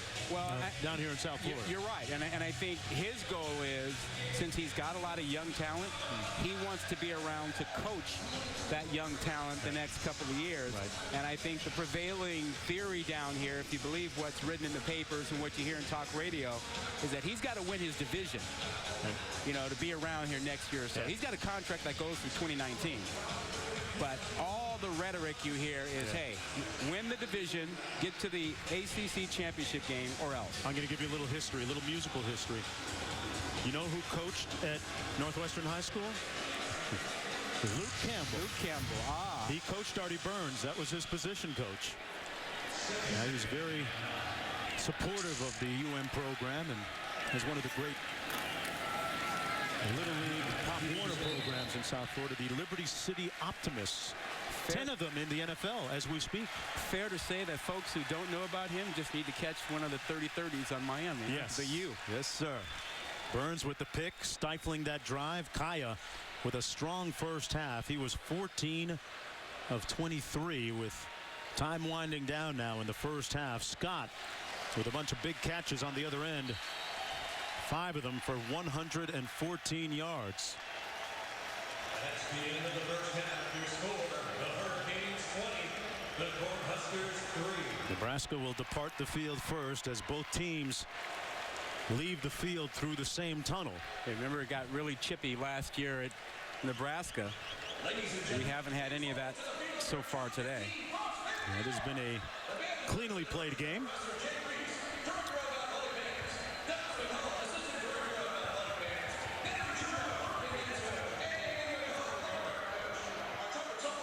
Let's go downstairs to Quint. Coach, how would you best describe the play of your quarterback, Brad Kaya? Yeah, we're playing hard. You know, he's seen it really well. You know, we had 2 red zone penalties and that sack. Other than that, we'll get that cleaned up. But Brad's seen it really well, and he's taking his shots down the field like we wanted to. Yeah, how have you manufactured the big plays in the passing offense? He's just getting the ball to a lot of guys. You know, I don't know who all has had touches, but I know it's been a lot of guys on our offense. Tight ends, backside of the backfield, and multitude of wide receivers. Thank you, Coach. Thank you, Jonesy. Coach Golden's team showing out here in the first half. We'll get you back to the studio after this message and a word from our ABC stations. ESPN, home of the college football playoff.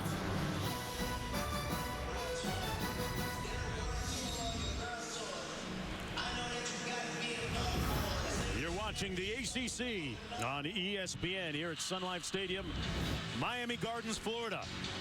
Miami Hurricanes leading 20-3 as we get ready to start the third quarter of play. The Canes looking to improve to 3-0. Mark Jones Sleeves on. Nice jacket. He's Rod Gilmore. Quinn Kessenich down in the sidelines joining us in just a bit. Rod, when you look at the first and second quarter, they were like different games in a sense. What do you think that was all about? Well, I think there were some good things that you got out of Nebraska in the second quarter. They got some stops. They brought some pressure. They got better corner play. But they kept dropping the ball. I mean, that's killing them. And Miami had a chance to put them away, but they came up short when they got in the red zone and they fell apart a little bit. So we still have a game, but Nebraska's barely hanging on. They've got to come out and get a stop on this first series. Miami will have possession of the football to begin this third quarter.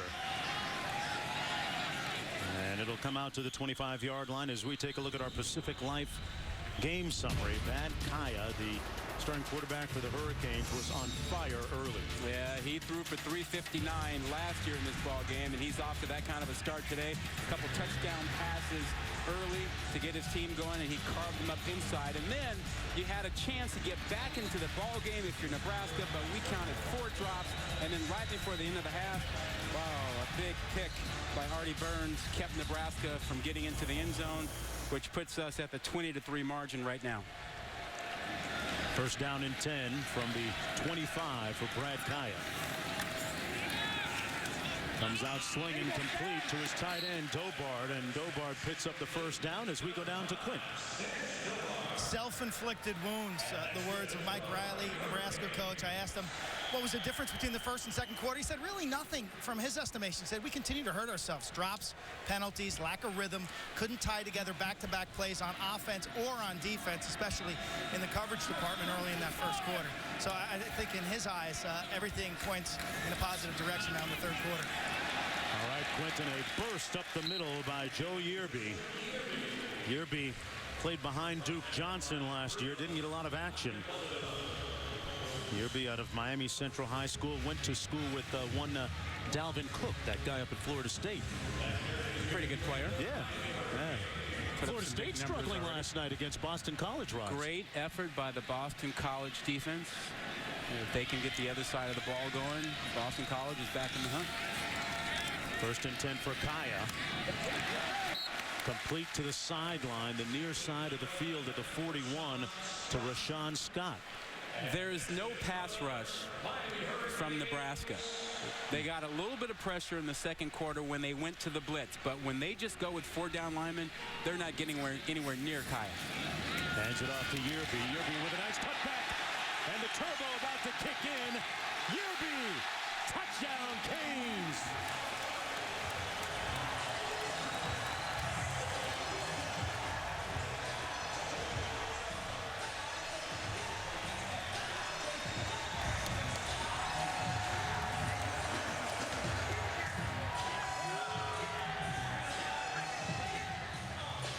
Yards to the house for Yearby. He's got such great vision, and when he makes up his mind to go in a certain direction, he plants that foot, and he's on his way. He can hurt you in so many different ways. A good receiver. We've seen evidence of that already this afternoon. And Miami comes out quickly here in the second half to put a touchdown on the board. 27-3 lead.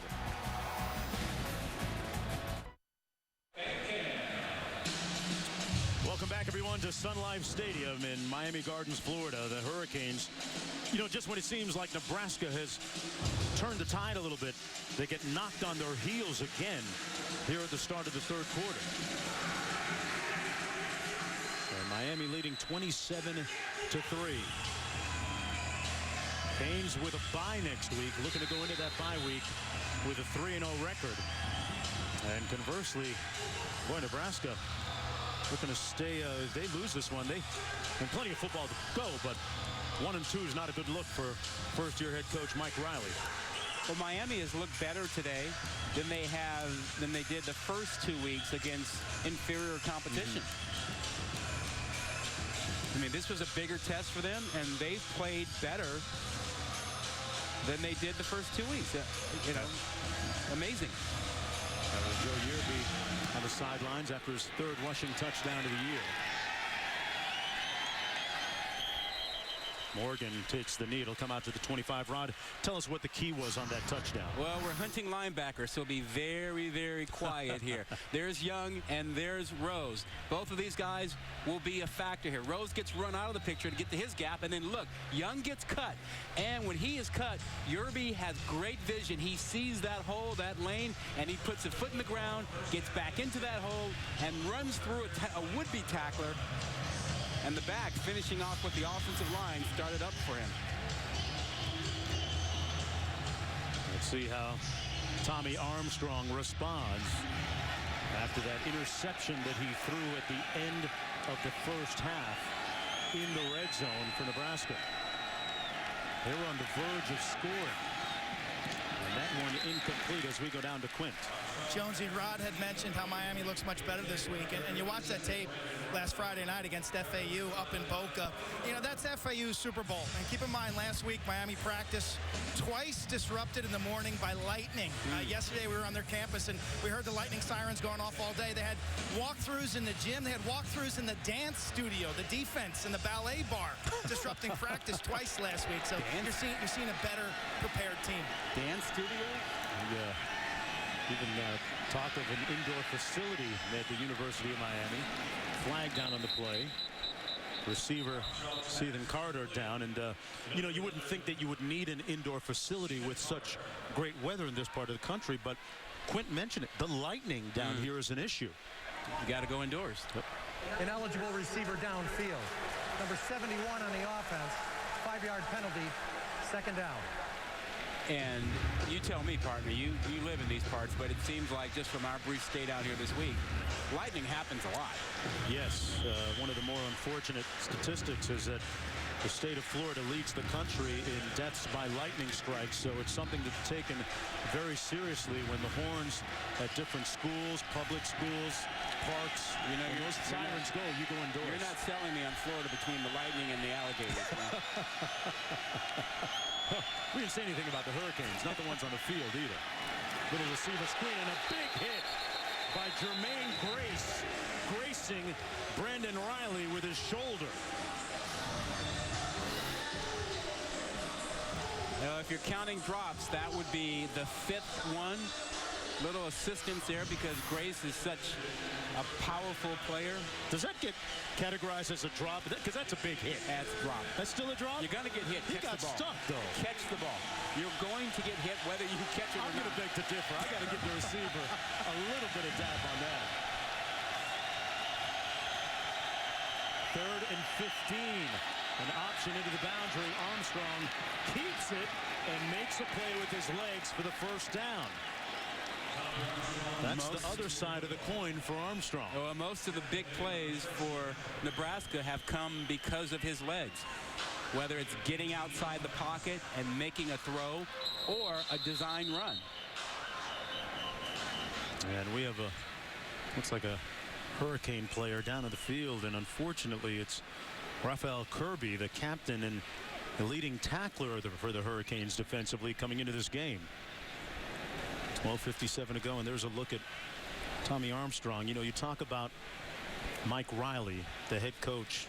When he first took over, it was interesting. He said that there were 3 things that he did. He had to get to his recruiting class, get it intact, had to get to know the team a little bit better, and in doing so, he met with Tommy Armstrong. That was the first player that Riley said that he met with to kind of take the temperature of the team and talk about the upcoming bowl game they're about to play. And he said that interim time really helped him establish a good relationship with the starting quarterback. Well, yeah, people forget when a new coaching staff comes in, they don't have any history with these players. They didn't recruit them. Kirby's up and walking off under his own power. That's good to see. But is it that big a deal? Yes. Yes. I went through a couple of coaching changes, and you have the same feeling like this guy doesn't know me from Adam. He didn't come to my high school. He didn't come and meet my parents. And he just walks in. I'm just a guy. How do I know he cares about me or is going to be loyal to me? Which is why you have to be careful how you coach those guys. Great point. Good insight. Imani Cross in the backfield.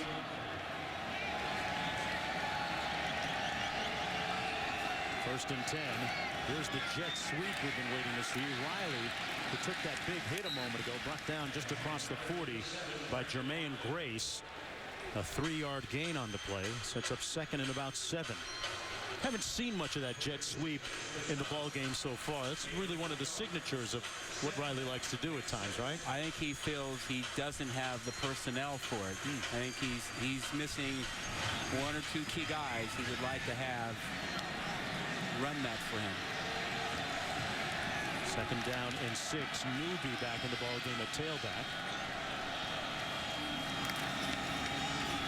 Armstrong hands it off to Newby. Made a couple of nice moves across the 45. It sets up about 2.5 yards to go for the first down. You know, you mentioned that fly sweep. Pearson L is the guy that Mike Riley wants to use in that situation, and he's been hurt, and he wanted to be back for this game against Miami. He played in it last year, and he recognizes the rivalry, but not having him hurts this offense.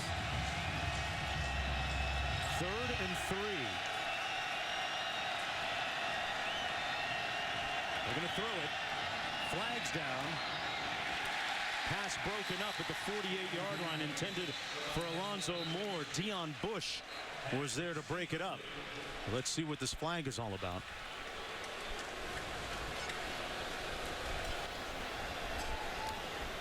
Here's the call. Sideline warning. Charge to the defense. Because it's their second of the game, it carries a 5-yard penalty, which results in a first down. An incredulous looking Al Golden on the sidelines. How does that happen, Rod? Give me a little insight. Well, you know, it's a new rule this year that you get a warning the first time, and the second time you don't listen to the refs and get out of the way, you get the 5-yard penalty. Now, eventually they'll give you a 15-yarder if you keep ignoring them on it. And part of the reason that rule has been enhanced is because of the fact they've had officials running in that white border stripe, and they get knocked over. They get knocked over by players or coaches that are hanging out there and they're not supposed to. And they've been warned. And so it costs Miami a first down. Yeah. And Nebraska retains possession from midfield, down 27-3. Cross in the ball game, and he got rocked.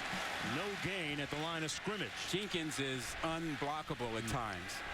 I mean, you don't often find a defensive line with 3 guys over 300 pounds. And Jenkins is one of those guys. He is a load up front.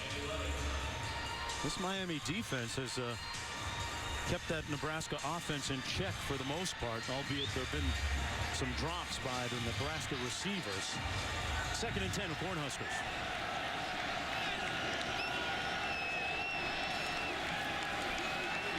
Armstrong. Boy, how did he escape from that pressure? Still on the move, and Armstrong gets the first down.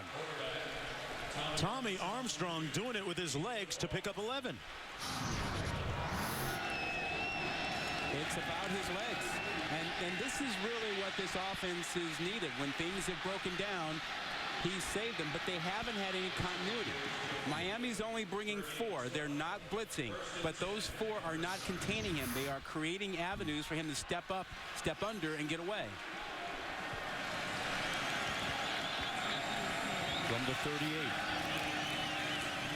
They hand it off to Newby, faking the jet sweep. And another good gain by Nebraska across the 30. It'll be 2nd down and 1. So, Jonesy, what the defensive coaches with Miami have to do, they have to remind their ends, their defensive ends, do not go so far up the field. Flatten out. Just stop. Don't go 8 yards up the field. You get to 4 or 5, stop, and then start squeezing in. But the further you go up the field, the wider the lane you create to allow him to step up and scramble and get a first down. How hard is that to do? Well, try telling a guy going real fast to stop. We're going to see, yeah. That's all, yeah. 2nd and 1.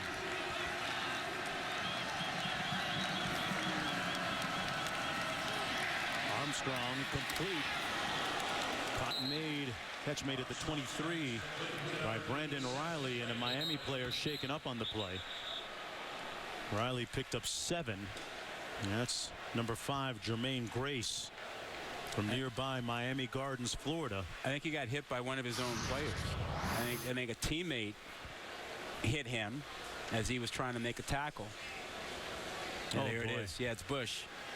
Bush hits Grace.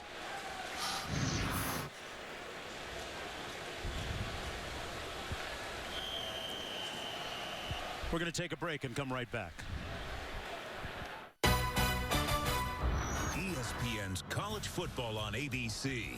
Brought to you by Pacific Life. For life insurance, annuities, and investments, choose Pacific Life. The power to help you succeed.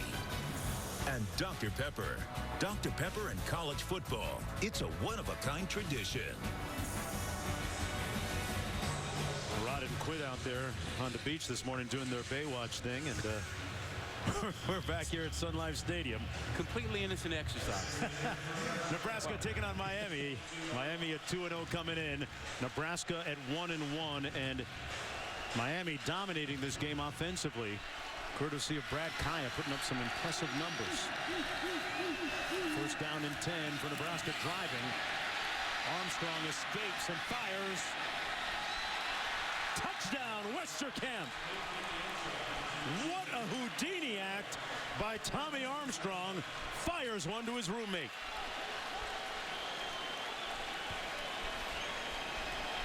What a tough kid Westerkamp is. He knew he was going to take some hits down there, and he's the guy that has been probably the most inspirational, toughest guy on the field for Nebraska today, and they should have gotten the ball to him more. And Armstrong did a great job of staying alive long enough to find him in the end zone. Nebraska trying to creep back into this ball game. Brown with the extra point. Knocks it through, and for Armstrong, that was his 6th touchdown pass this season, the 37th of his career. Westerkamp, whose dad Bob played wide receiver at Illinois, and right now Westerkamp stunting like his daddy. And the Huskers trying to make a move when we come back to Miami.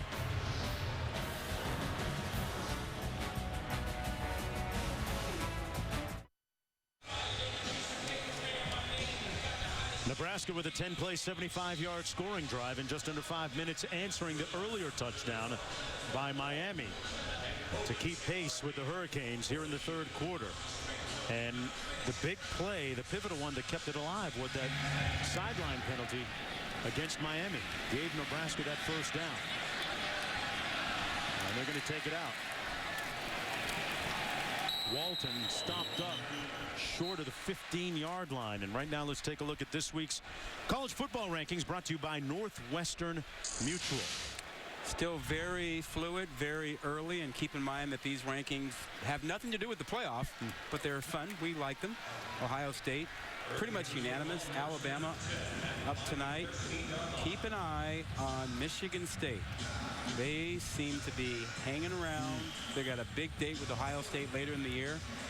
And how about Notre Dame? Georgia Tech, they're facing off today. Notre Dame with so many injuries.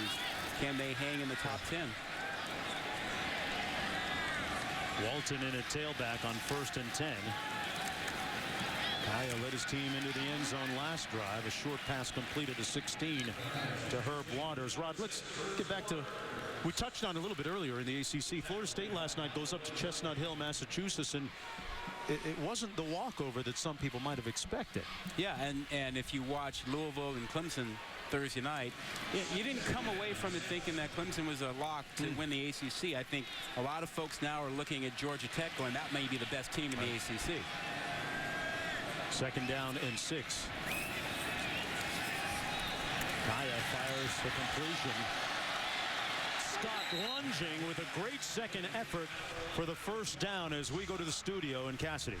Mark, Rod, an update on Ohio State and Northern Illinois. After a J.T. Barrett pick, Ohio State's 4th turnover, their defense picks up the slack. Darren Lee pick 6 to give the Buckeyes a 20-10 lead. This game can be seen on ABC or ESPN2.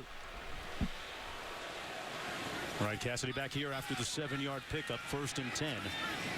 From the 29 for Miami, looking for their 3rd win of the season.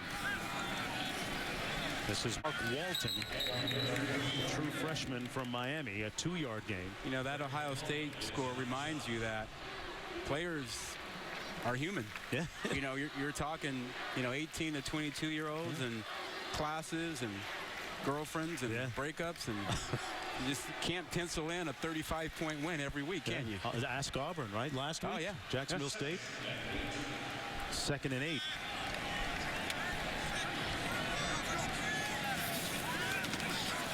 Kaya. Scott makes the catch on a throw that looked to be behind him. Out to the 35-yard line, working against Chris Jones. Another first down for the Hurricanes, and Kaya looks like he's grabbing the back of his leg there. Yeah, like he has a hamstring issue or so. There's the backup quarterback, Malik Rozier. Number 12 you saw momentarily on the sidelines. Kaya kind of stretching that right leg out, and in that heat, of course, cramping always a possibility. We're not saying that that's what it is, but he has completed his last 5 passes. This is Walton. And Walton gains about 4. Kaya still working that right leg. Appears to be in a little bit of discomfort. Looking at the sidelines. But, you know, they asked him if he wanted to come out. He said no. He shook his head. So he thinks he's okay. And we'll see the next time he has to take a drop and throw how comfortable he is. Well, we're not going to see it on that one. He hands it off to Walton, who's stopped up trying to get to the edge, and it's going to be 3rd down and about 8 to go for Miami. Rose Ivy making the stop on the play.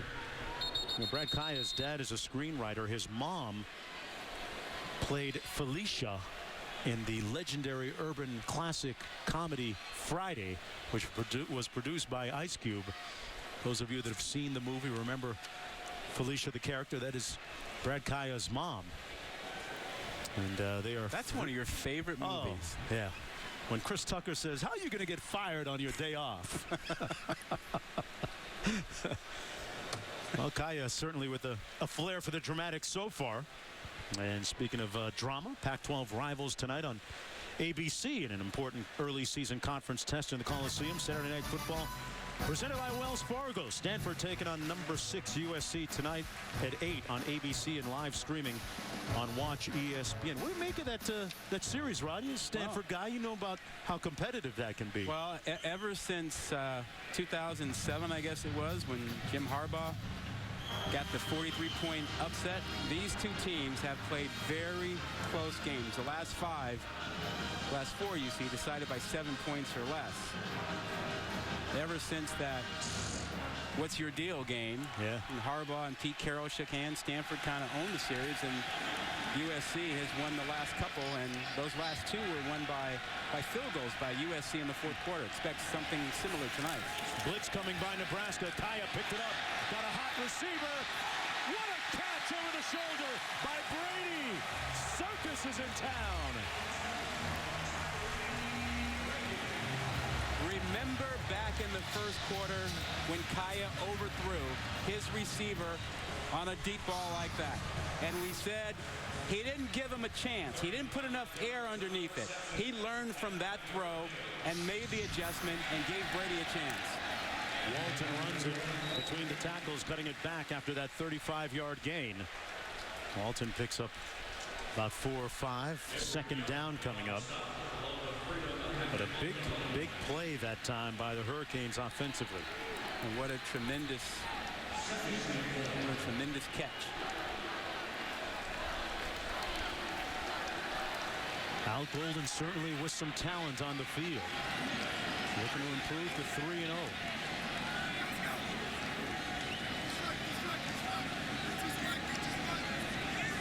Lawrence Cager split wide to the top of your screen.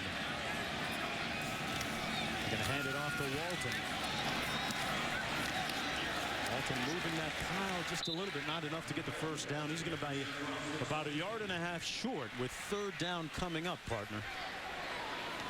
And a pensive look on Al Golden's countenance. Calling it 3rd and 2. Well, Walton's in the backfield. About 195-pounder, good inside runner.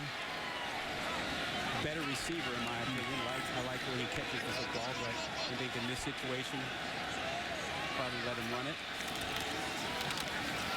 And he does. Does he ever? Touchdown, Walton. But there's a flag down on the play, so hold on a minute.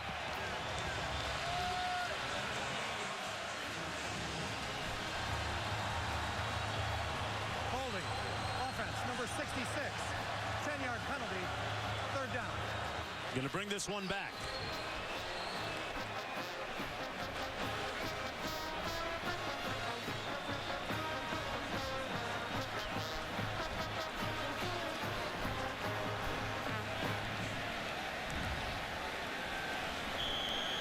They're going to push it all the way back to the 14 after the penalty. Keep your eyes right there. That's where it happens. There's a complete tackle and takedown, grab outside the shoulders. That'll get 7 points taken off the board. Back to the 24 now. Under 4 minutes to go. And with 4 seconds to go on the play clock, Miami calls a timeout. And they're first. Al Golden hot. And not because of the weather, folks, if you know what I mean.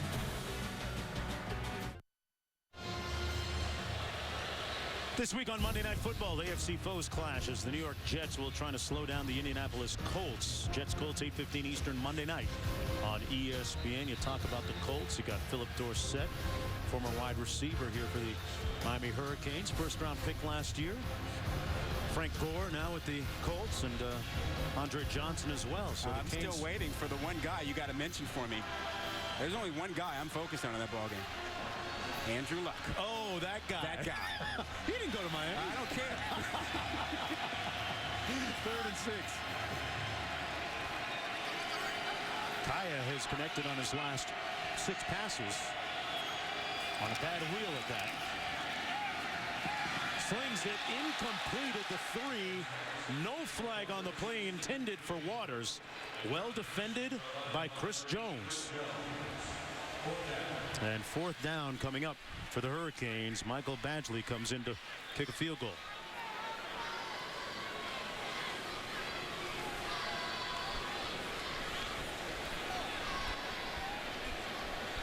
He's connected twice today from 23 and 27. This one from 41 yards out.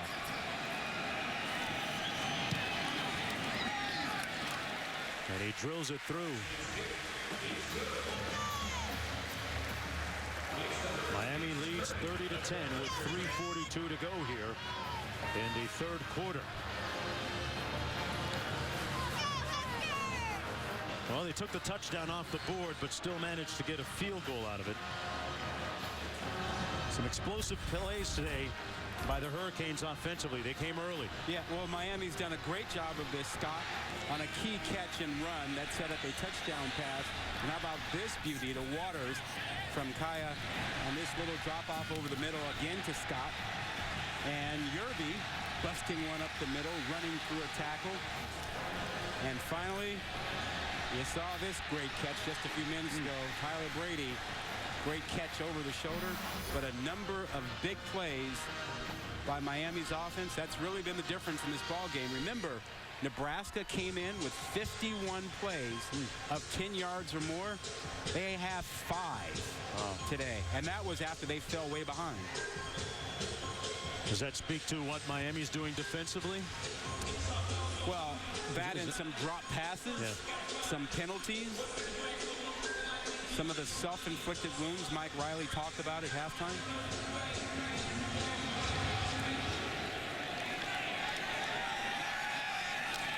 From the 3-yard line, Nebraska going to run this. This is Stanley Morgan Jr. and Jr. down to the 24 as we go down to Quint.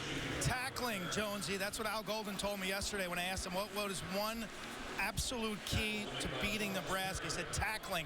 Week 1 against Bethune-Cookman, it wasn't good. It was only about 76%. It improved to about 86% last week against FAU. Today it's been much, much better, especially out in space. Miami now playing a lot of zone defense in the second half with the lead, worried about Tommy Armstrong scrambling. It's about coming up and making tackles. All right, Quint, and we'll see how they tackle on this sequence with Nebraska looking to respond for the second time after Miami's second touchdown of the 3rd quarter here.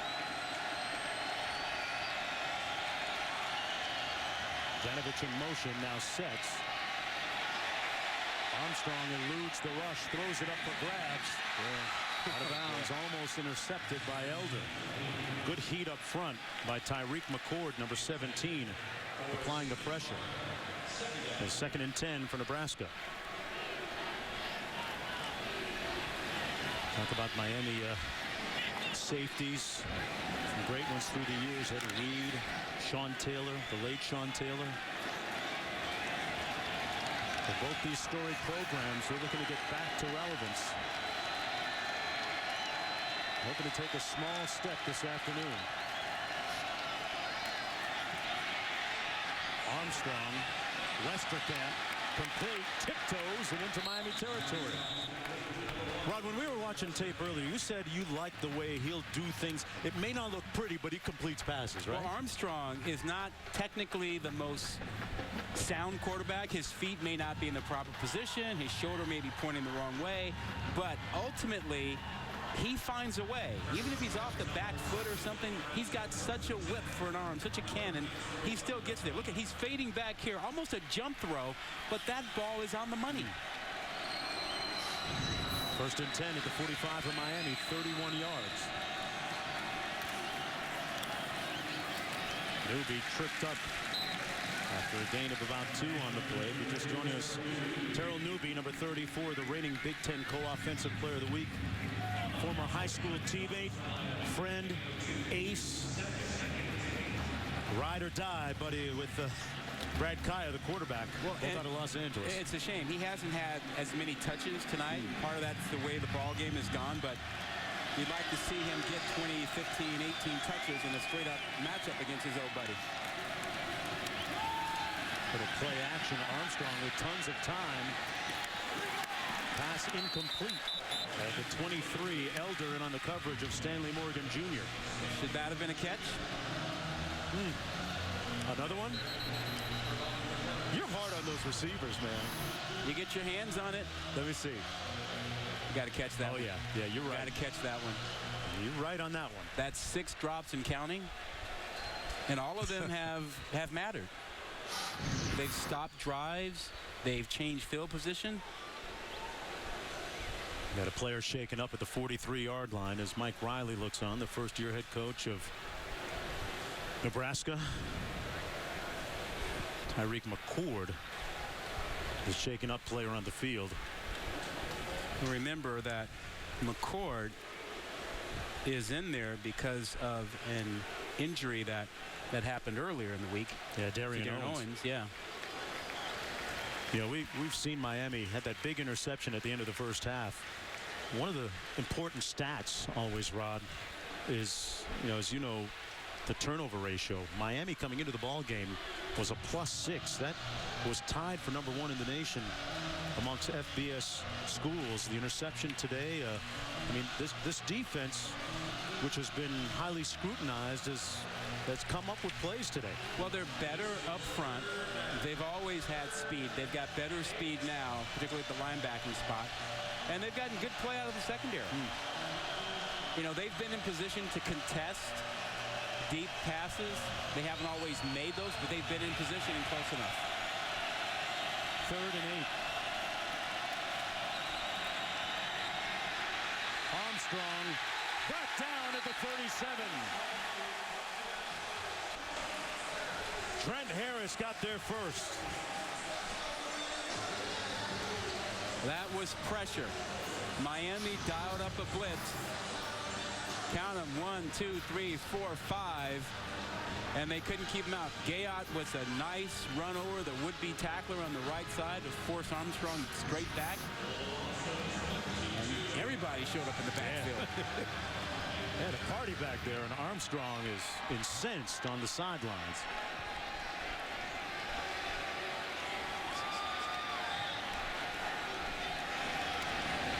Fourth and 29.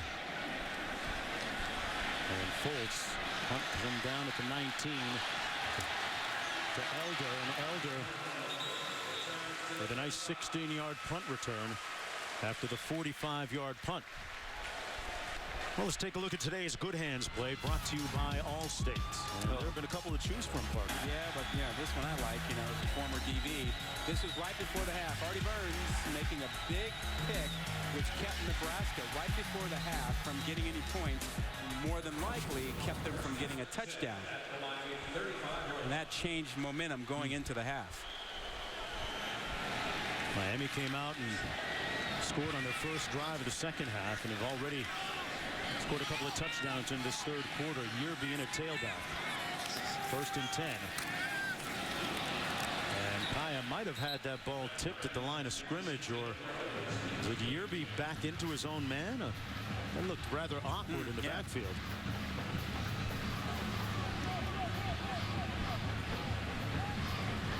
I'm not sure there's a better quarterback in the ACC based on what we've seen in person today and what we've seen on tape for this young man.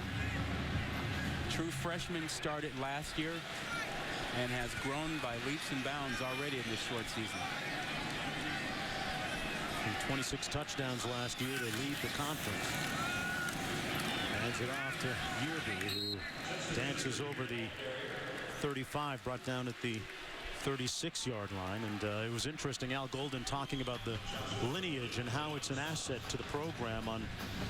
In Brad Kaya's second scrimmage at the University of Miami as a freshman, there's Gino Torretta, Heisman Trophy winner. There's Bernie Kosar dropping in to say hello and say, hi, kid, how you doing? How things going for you? I mean, it's a great asset to have.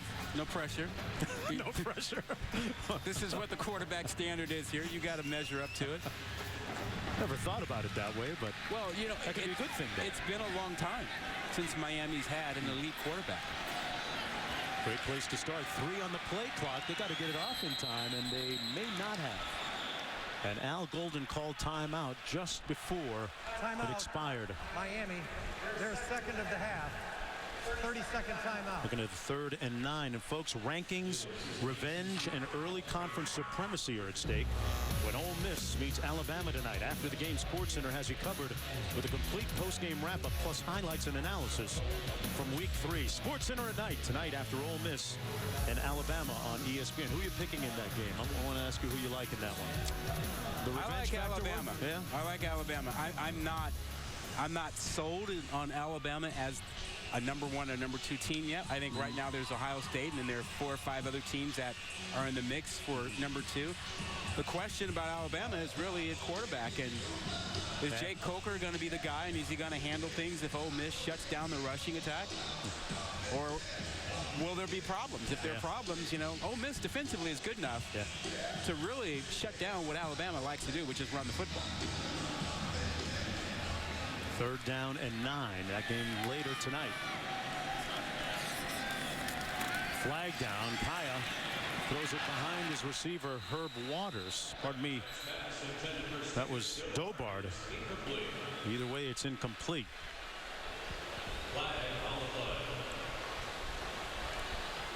Illegal formation. Too many men in the backfield by the offense. Number 66 was not on the line of scrimmage. That 5-yard penalty is declined, bringing up 4th down. You feel like Miami's just getting a little sloppy, a little complacent. Yeah, not that edge they had in the first half. And this is an issue. You got to learn how to close out games. And they've allowed Nebraska to kind of hang around here. Did the same thing against FAU. Quint? Right, the feeling I get down here is they're just calling this game conservatively with the lead. They've gotten away from chucking the ball down the field, which is where they had all their success. Interesting point. And they came after Justin Vogel, the punter, that time. They didn't get there. Westerkamp with a fair catch back at the 16-yard line, where it'll be 1st down and 10 after that 47-yard punt. Well, calling the game conservatively isn't going to benefit you if you're also lethargic about the way you're going about it. I mean, coming out of a timeout to have that kind of penalty. They've just been kind of sloppy the last 3 or 4 minutes. And I think Golden, he gets it. He understands that, and you got to find a way to get that right. Nebraska, you get a big play, and you're 2 scores down, you're alive in the 4th quarter. A lot of work to do for the Cornhuskers. Got to be expedient about it. 13 seconds to go here in the 3rd quarter. Clouds now over Sun Life Stadium. And a big overthrow by Tommy Armstrong with 8 seconds to go now in the third. Hey, you know what the good thing about this game is so far? What do you got? We haven't had a lightning delay. Did I just jinx us? You are far too much of a veteran to do something like that. Seriously? They've had 2 of them so far. The Hurricanes have had 2 games and 2 lightning delays against Bethune-Cookman and you're on the clock now. I'm sorry, man. You can put it on me if it happens.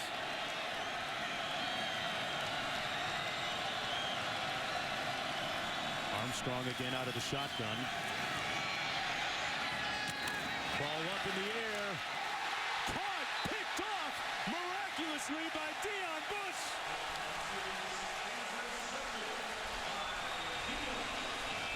I think that's a top 10 play.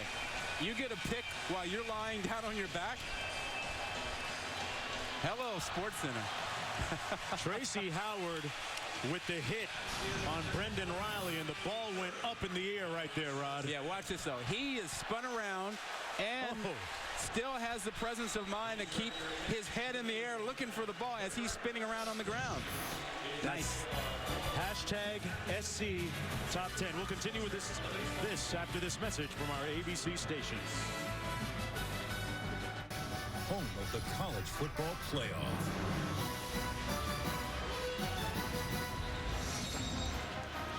A little cloudy here at Sun Life Stadium, Miami Gardens, Florida, as we come back with the start of the 4th quarter. The Hurricanes leading 30-10. This is the first play of the period.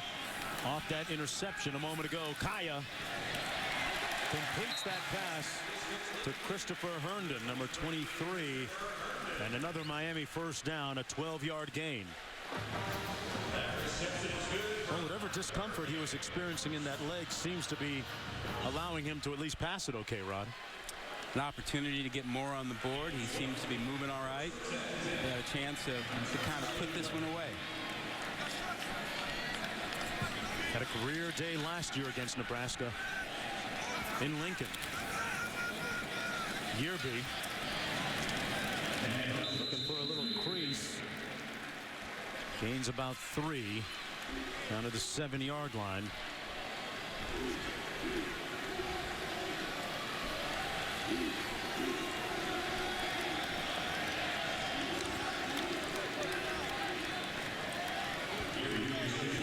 Gager split wide to the bottom of your screen here. Stacy Coley inside of him, number 3. Ball tipped up and incomplete. Tipped by Nate Gary. And that sets up an interesting 3rd and 7. They've run it once, followed by an incomplete pass. Now what? Well, we did see that they've got a couple of guys that are pretty good with getting up in the air. Scott being one of those guys. Rijoku, another one. And they're spreading out here. You could go for a fade or a jump ball with one of those guys. Waters, number 6 there, is all of 6'2". He throws it up top into the end zone. Intercepted by Nebraska. Kalu with the pick. That snuffs the Miami drive, and a clutch turnover by Nebraska this time. Their 3rd of the season. Well, they tried to throw this one up for Dobard. Not a great ball thrown here, but great effort by Kulu to hang in there, and Nebraska still alive.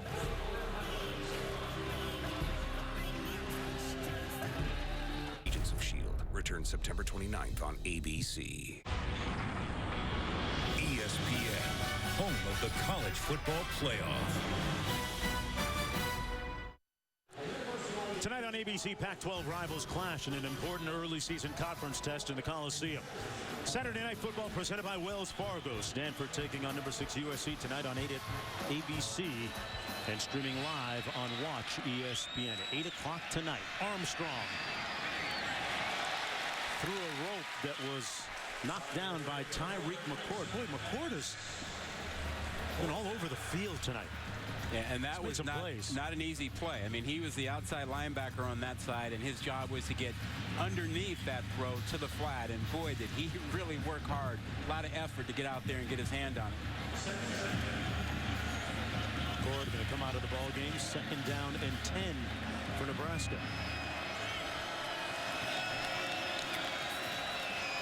Little option football here. Armstrong kept it.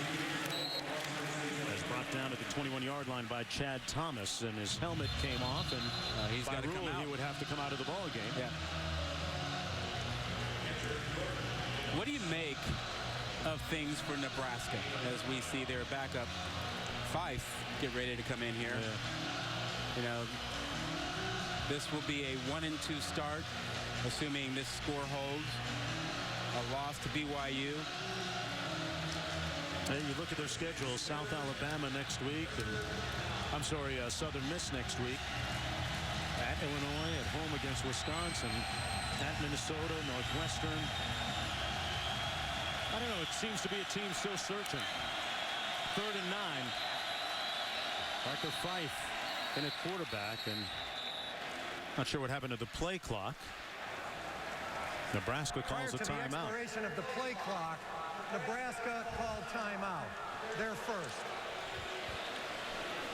Well, if Nebraska goes back home to Lincoln 1-2 and then faces this schedule, you know, you look at the schedule in the big picture, the good thing is they don't have to play Ohio State for what it's worth, Rod. Yeah, well, you start looking down the road, and certainly the Michigan State game might not be pretty.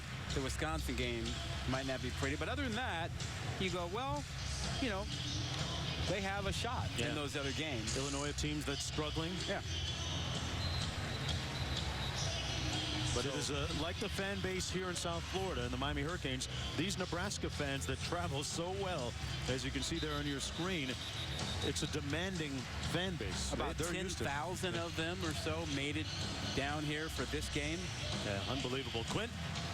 Jonesy, Rod mentioned it earlier. One positive for Nebraska down the road is the return of DeMornay Pearson-L, who's a playmaker, a guy you're going to see on jet screens, jailbreak screens, a threat down the field. You know, from what I see on the field today, they just don't have anyone who can stretch the field on offense. They don't have a pass rusher on defense, and their secondary still gets, exploited deep too much.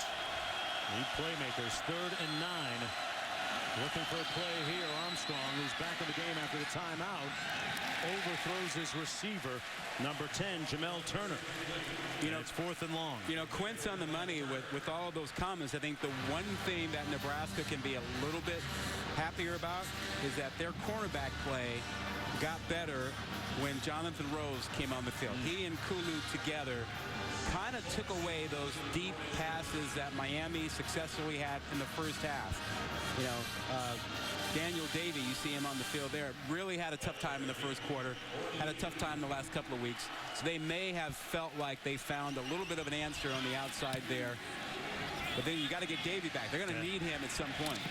Cornelder fields it after juggling it at the 30. And a nice return out beyond the 40-yard line.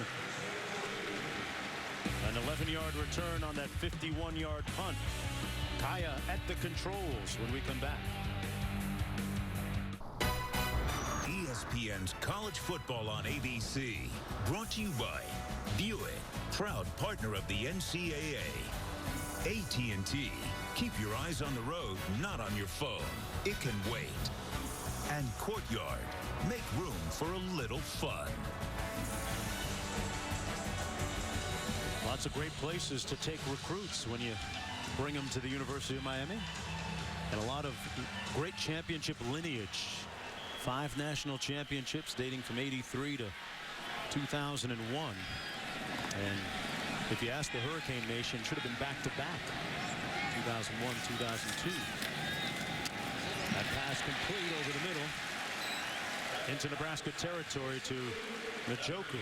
If you ask Hurricane Nation now, they just want to get back to that kind of standard, those championships. It's been a long time since they've been in the discussion about relevant postseason, whether it was the BCS, the old system, or the playoff system now. First down and 10.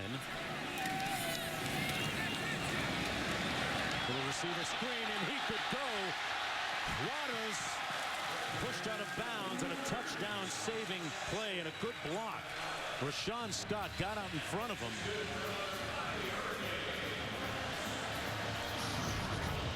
And you're right. The entire play is the block that happens right there by Scott. He actually kept two guys away from Waters. That often goes unnoticed, what teammates do to open up holes for the guy with the football. 1st and 10 from the 20. Mark Walton in the backfield. Kaya over the middle. Almost intercepted. Intended for Stacy Coley. Byerson Cockrell broke it up. So where's Miami's rushing attack? Great question. I mean, your fourth quarter, you're up 20. You know, you can run the football a little bit, run some clock. Keep the clock moving. Finish out the game. Or is this an Al Golden kind of statement? He wants to get up by 27 or whatever and have a huge, huge win? Interesting point, Rod. 2nd down and 10.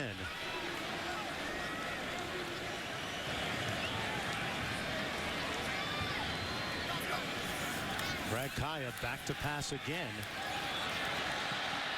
Eludes the rush and misfires. Stops the clock.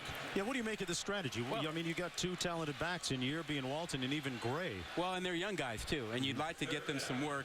And I'd be a little bit worried about the fact that my quarterback, who was limping around in the 3rd quarter, is out here, and he's a little bit under duress. I mean, he's not finding guys, and he's having to get out of the pocket. I wouldn't want to take any chances with him at this point. Keep him safe. You got a week coming off. You know, get back and go. Kaya's thrown it 39 times already. And I think that should be it. A 20-point lead in the 4th quarter, 39 passes in the bank. That's probably enough. And back to pass again. That's a catch and complete to Rashawn Scott. And we're going to say that's short of the 1st down. Well, you know, at some point the chorus of boos would shower down on the field from the Miami fans. That's just the way it is. With the high expectations. Are you saying they just want something to boo about? Oh, yeah. It is a tough town when it comes to the expectations for the Hurricanes.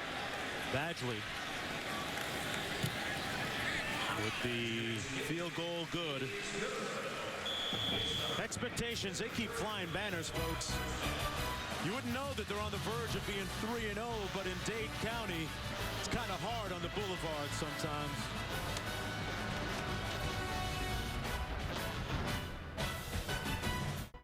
Okay.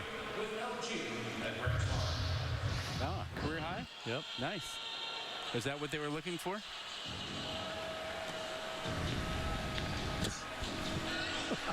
I mean, really? Yeah, really. Hey.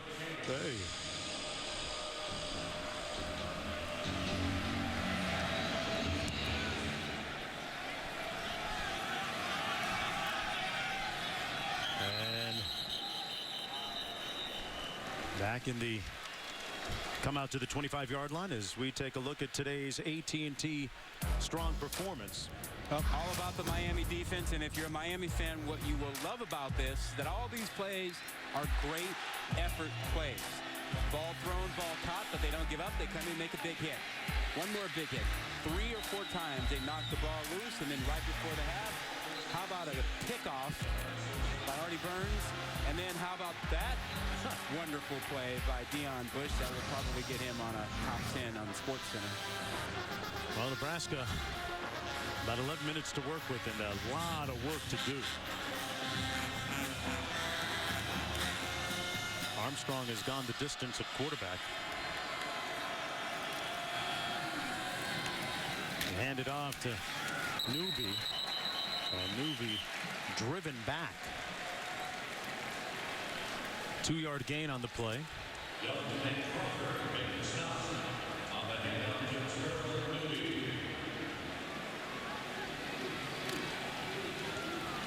Second down and 8.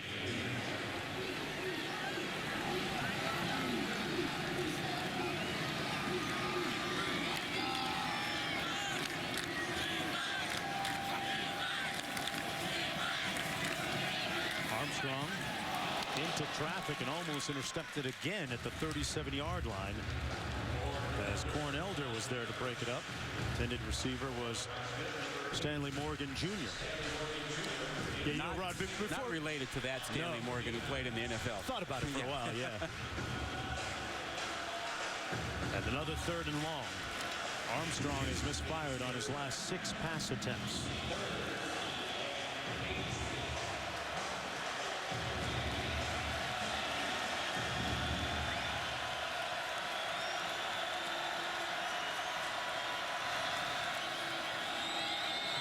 They flush him out, but he completes it at the 37-yard line. That's going to be enough for 1st down to Morgan Jr. as we go downstairs to Clint.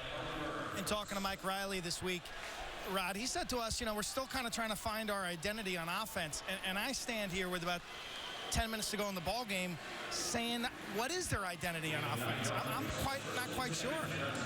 Well, yeah, I get it, because they're trying to blend 2 styles together.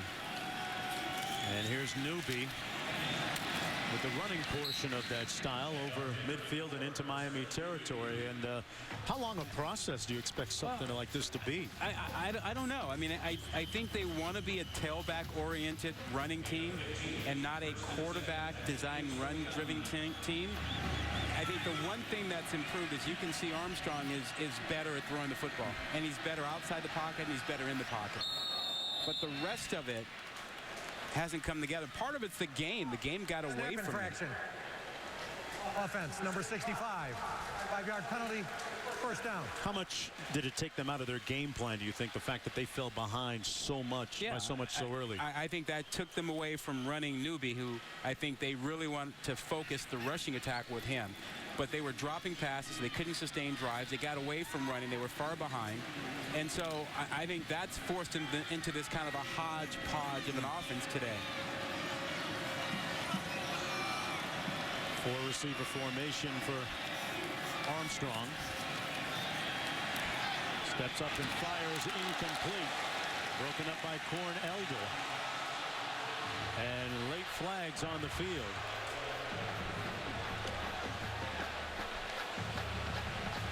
Unnecessary roughness is apparently what's being called down there. That was Armstrong's 29th pass, 11 of 29 for 135 yards. Make that 11-28 with the penalty on that. Probably 6 drop passes. At least. As we look back at what happened last year, interesting to note. Personal foul. Targeting a defenseless player. Defense, number 2. 15-yard penalty. That play is under further review. Oh, not just unnecessary roughness, but targeting. Now, remember, if you go at a player who is defenseless and you go up above the numbers, yep, he went up above the numbers and got him around the helmet. Yeah. You know, that's not just an issue about this game. He's kicked out of this game. Yeah. But remember, for their next ball game, he'll miss the first half of that game. Yeah. Now, this is being reviewed by replay to confirm that it's targeting, and Deion Bush realized it right away. After review, the play stands as called on the field. Number 2 is disqualified for the balance of the game. Well, Bush, the 6'1" senior, is done for the rest of the day. Yeah, and the first half of their next game. They'll get a bye next week, and then the following week take on Cincinnati. Jamal Carter comes in for him. And remember, the policy, the goal behind this rule is to get these kind of hits out of the game. We don't want people targeting above the numbers. We want to take the head and the headshots out of the game. Armstrong completes it at the 27-yard line to Tariq Allen. 13-yard gain and a 1st down for Nebraska. 9:20 to go. Down by 23 points.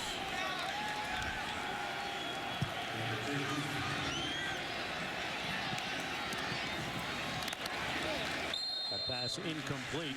This is the first time that Nebraska's played a regular season game here in Miami in South Florida in decades, in a long, long time. Of course, they played in the Orange Bowl games, but in terms of a regular season, you'd have to go all the way back to 1951. Well, I think they should come down here more often. Seriously, it would help them recruit. I mean, they need speedy players from Texas, from California, from Florida. A good point. Over the middle, there's Westerkamp. Inside the 10, it'll be 1st and goal. Oh, 1951.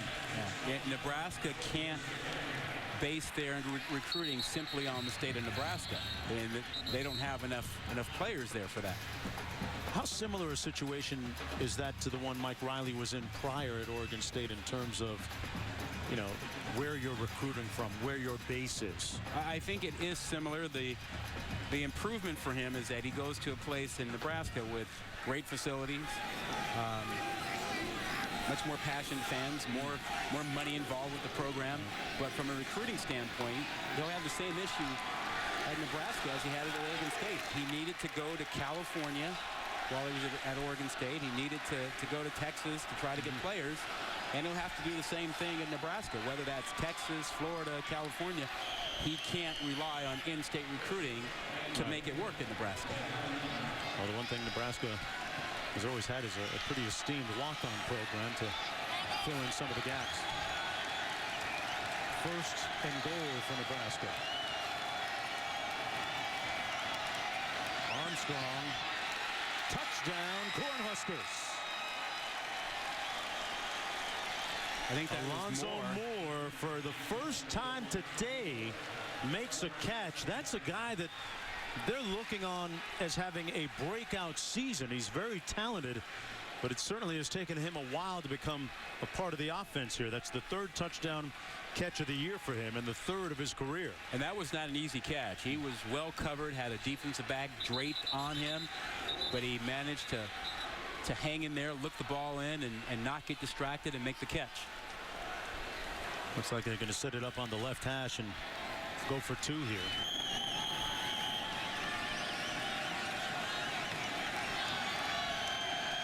Newby in the backfield.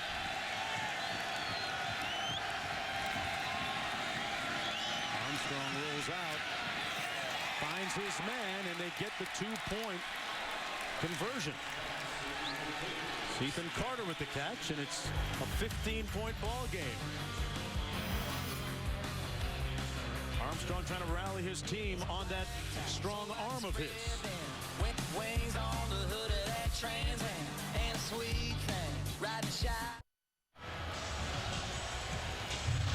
Welcome back, everyone, to Miami Gardens, Florida. 8:36 to go in the 4th quarter. The Hurricanes leading 33-18 here from Sun Life Stadium. I'm Mark Jones, chopping it up with Rod Gilmore and Quint Kesenick down on the sidelines. The 12th meeting all time between these two storied programs. Nebraska did not go for the onside kick, although it appeared as if they were setting up for it.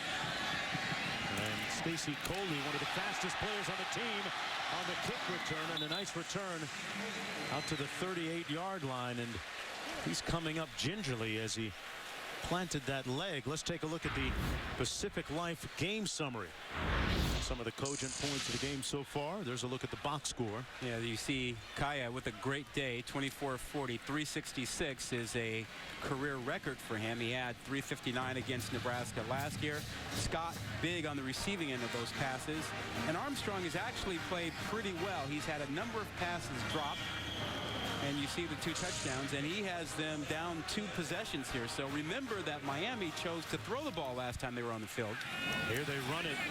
Yearby into the boundary, tiptoes out of bounds at the 45-yard line. Got about 7 on the play. It'll be 2nd down and 3. Is this the drive you think they need to run the ball? I think they recognize that last drive they should have been shortening the game by running the football, by throwing and keeping the clock stopped as often as they did.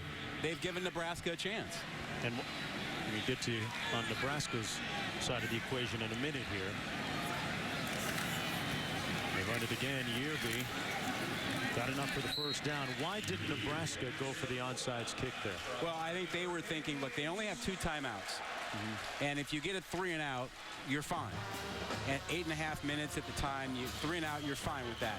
Now you start getting a little bit concerned because they've picked up a 1st down. They've got to get off the field. As long as they get them off on this series here, they still have a chance. But they can't give up another first down. It just bleeds too much time. Give it to Yearby again.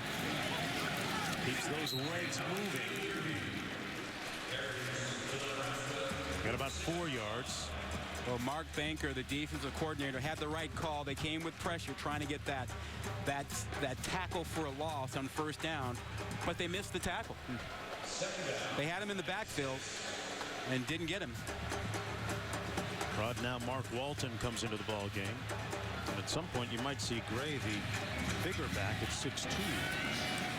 Out of the backfield, this is Walton making the catch. Cuts it upfield. And he's putting that defense on blast. Touchdown, Hurricanes. There's a flag down on the field, though.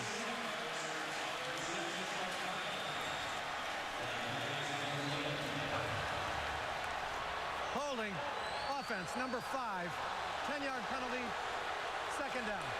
And they're going to call this one back.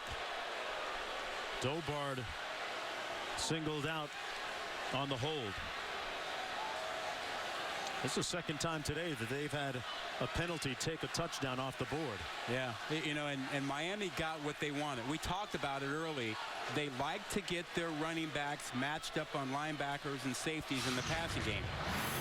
And you see the matchup out in the flat. Now watch the hold right there. Dobard is just grabbed on to his man. That looks like he's got Cockrell 28, and he's just holding him for a good 5-7 yards. There was 7:03 to go. They bring it back to the 44-yard line.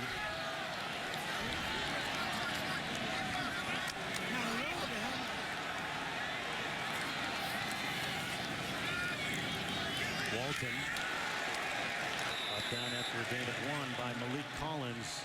Collins, their impact player on that defensive line. And remember, Vincent Valentine out with that ankle injury. He and Collins teaming up to usually form a pretty stout front there. Yeah, well, here's your shot for Nebraska.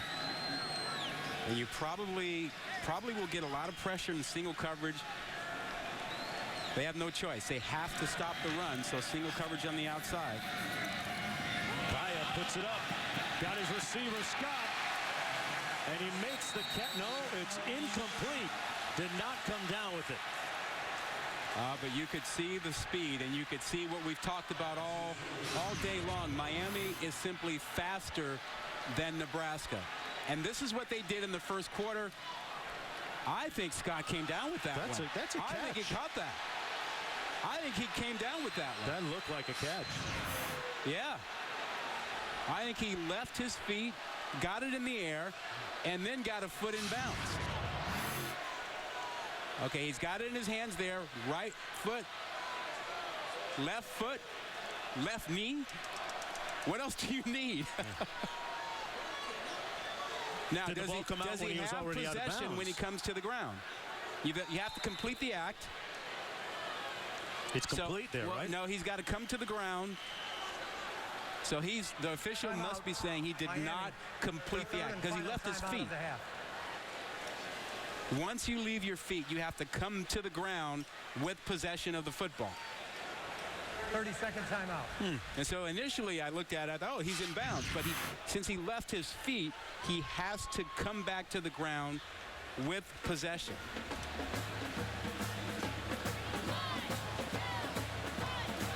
Interesting call. And now Golden, no doubt, looking for the interpretation there from the officials.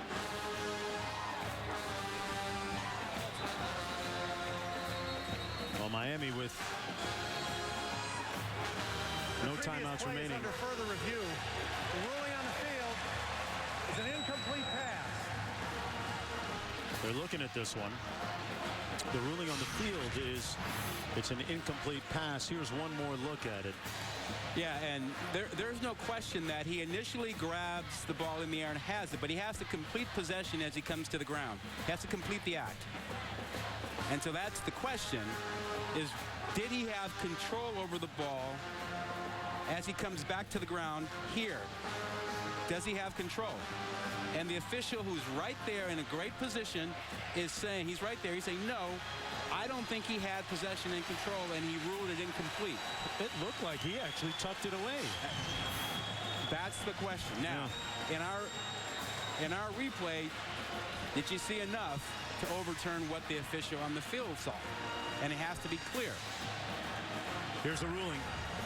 After further review, the play stands as called on the field. Incomplete pass. Fourth down. Yeah, and that's the right call. And remember, as we looked at it, we thought, oh, he caught it. But again, you have to go to the ground and complete the act because you left the ground. That's the rule. Okay. Not a lot of people like it, but that is the rule. So it sets up a 4th and 2. So it wipes out a 28-yard gain by Rashawn Scott, who, by the way, folks, is one of the great comeback stories this year for the Miami Hurricanes. Missed all of last year, recovering from surgery on a collarbone injury. 5th-year senior. He's already had one 100-yard receiving game this year. Canes punted. Westerkamp signals for a fair catch right around the 11-yard line as we go back to Cassidy in the studio. Thanks, Mark. Coming up on ABC, number 6 USC and Cody Kessler hosting Stanford. The last 5 meetings between these teams have each been decided by 1 possession. Should be a great one on 8 Eastern on ABC. 6:12 to go. Illegal formation. Too many men in the backfield by the kicking team. 5-yard penalty. Repeat 4th down. So the Canes are going to be forced to punt it again on the illegal formation.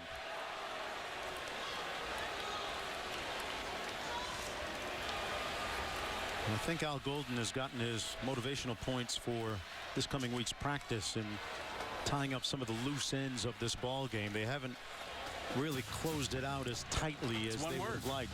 One word, finish. Yeah. Finish. But no, they've got to take some responsibility for that. For a couple series ago, throwing the football instead of shortening the game. So finish goes to the players, but it also goes to the coaching staff. Oh boy, Nebraska came after Colts. Pardon me, they came after Vogel. And there's a flag down at the 40-yard line. Now, Janovich ran into him. Yeah, if it's just running into him, it's only a 5-yarder, and it's still 4th down. So that's why Nebraska took the gamble, thinking, you know what, as long as it's not a personal foul, we'll probably get the ball. I'll tell you what, Al Golden has been in the officials' grill all day.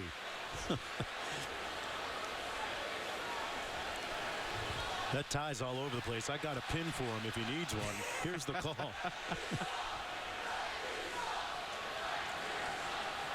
Running into the kicker. Defense, number 35. 5-yard penalty. Repeat 4th down. After the play was over, unsportsmanlike conduct. Charged to the kicking team's bench. That's a 15-yard penalty. 4th down.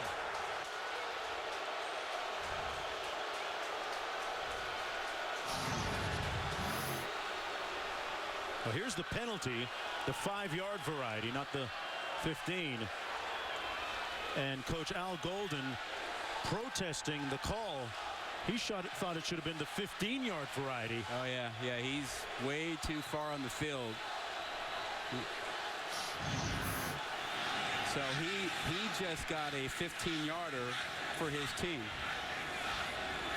That changes field position and everything. Now, if Nebraska takes advantage of this, Golden is going to regret this 15-yard penalty because it'll make it a 1-possession game if Nebraska gets good field position and they score and have time left to get the ball back. Here we go again. And what do you know? More flags. Is this the 4th or 5th kick? This is going to be the 4th coming up now. Can we not get a punt off here?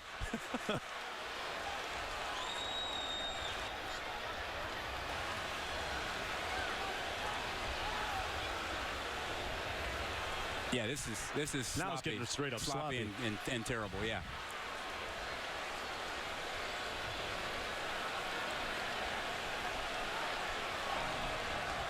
Full start.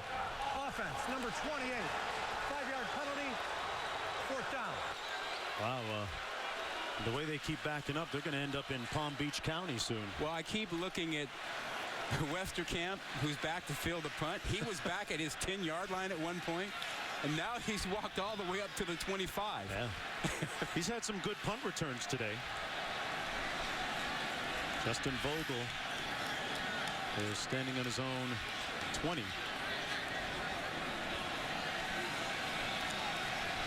Now he's going to set it as 23. Here we go again, 4th down.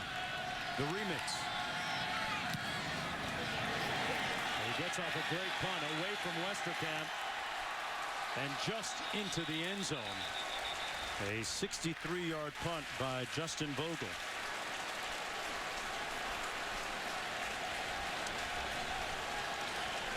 And Tommy Armstrong ready to come back up. 14 out of 32 on the day. Johnny Rogers isn't coming onto the field. Roger Craig isn't coming onto the field. Irving Fryer. Dave Remington isn't coming onto the field. Mike Rozier. I am hip. Best name ever in college football. Under 6 minutes to go. Got to get to work if you're Nebraska.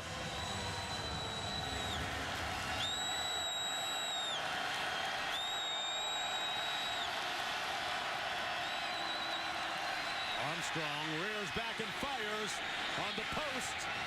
Incomplete. No flag on the play. Tracy Howard back there defending. Great coverage. Plenty of time for Armstrong to get that ball out, but there was nobody open, and you see the double coverage there at the end. Carter coming over to help out Howard. Perfect position. 2nd and 10. Well, we talked about it earlier. Nebraska seemingly with an inability to get the ball downfield.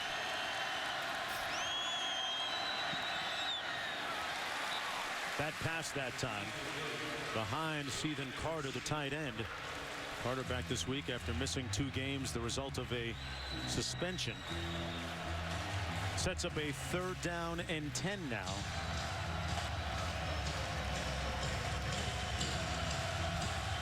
Let's go down to Quinn.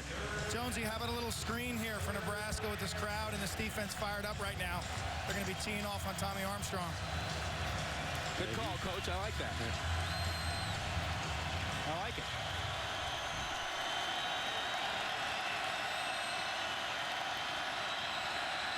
Armstrong throws it off his back foot, but that's just what he does. And he usually does it to his roommate right there. Jordan Westerkamp with another 1st down. 5:35 to go. Nebraska with 2 timeouts remaining. The way he throws the football in those positions, it's like Steph Curry shooting a 3 that you go, that'll never go in. He's not squared up. Doesn't matter where he's shooting it from, it's going. Do you try and fix it at some point, or do you just leave him be? Let him do his thing. 21-yard gain for Westerkamp.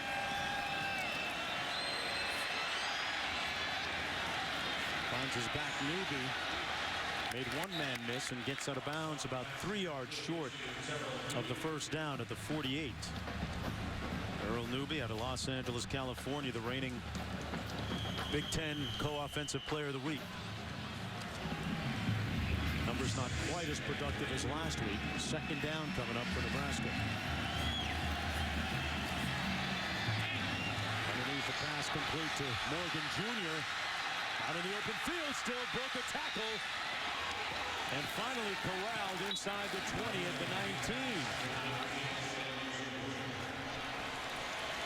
Just a crossing route against man coverage, and Armstrong, this is the toughest route in man coverage. There was a bit of a pick play there, and Morgan got away from Artie Burns.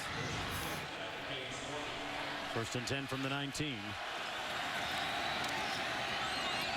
Behind the receiver, incomplete.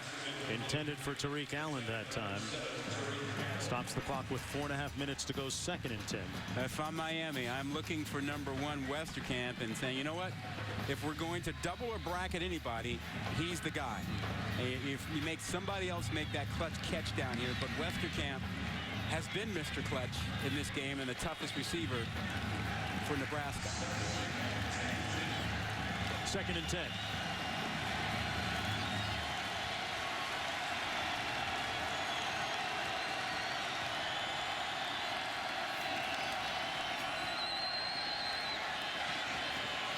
pass incomplete. Intended for Sam Cotton. Brings up a 3rd and 10. And this defense is going to try and close it out here. Well, the one thing that Miami has to do defensively is keep Armstrong in the pocket. You see his numbers, but you have to account for the 6 or 7 drops that we've also had today. And flags down. Illegal substitution. 12 men in the huddle by the offense. 5-yard penalty. 3rd down. Second time today we've seen that. Armstrong tried to call a timeout to avoid that penalty, but couldn't get it done quickly enough. So tough situation there. Now, keep in mind, you still have your 2 timeouts. Westerkamp has been huge for you in this ball game.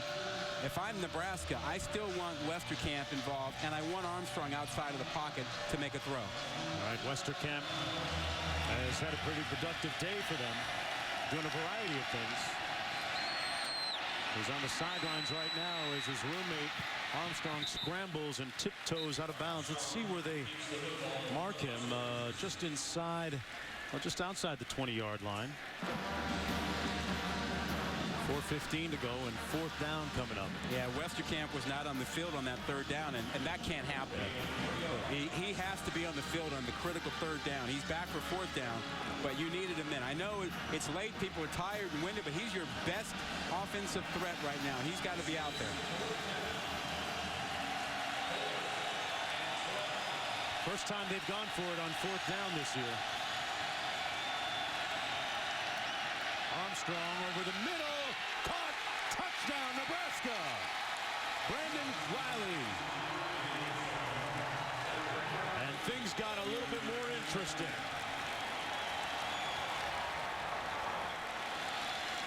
Riley with his first touchdown catch of his career. 6'1" junior out of Lincoln, Nebraska. Makes it a 9-point game. They're going to set up for the extra point, and it's a 1-score contest now.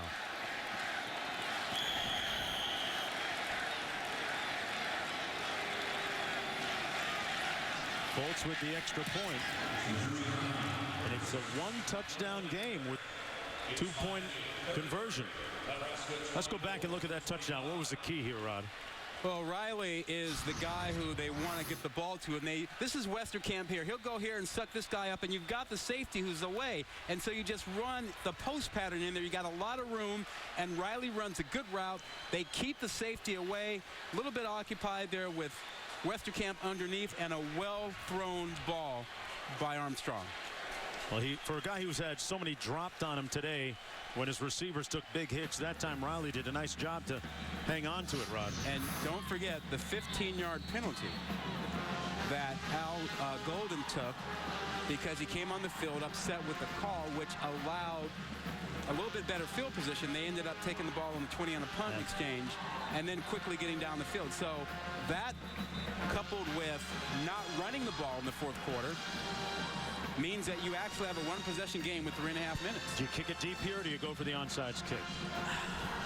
That's a huge, that's a pivotal deal here now for Nebraska, right? Yeah, I don't feel confident enough that I'd get a stop if I'm Nebraska right now. I think I'd have to do the onside kick or pooch it over their head. If I kick this away, given what happened last time, I think they get at least 1 first down, and I don't know that I get the football back. They lined up like this last time and then kicked it deep. They hang it up. And an easy catch that time for the Hurricanes on the kickoff return.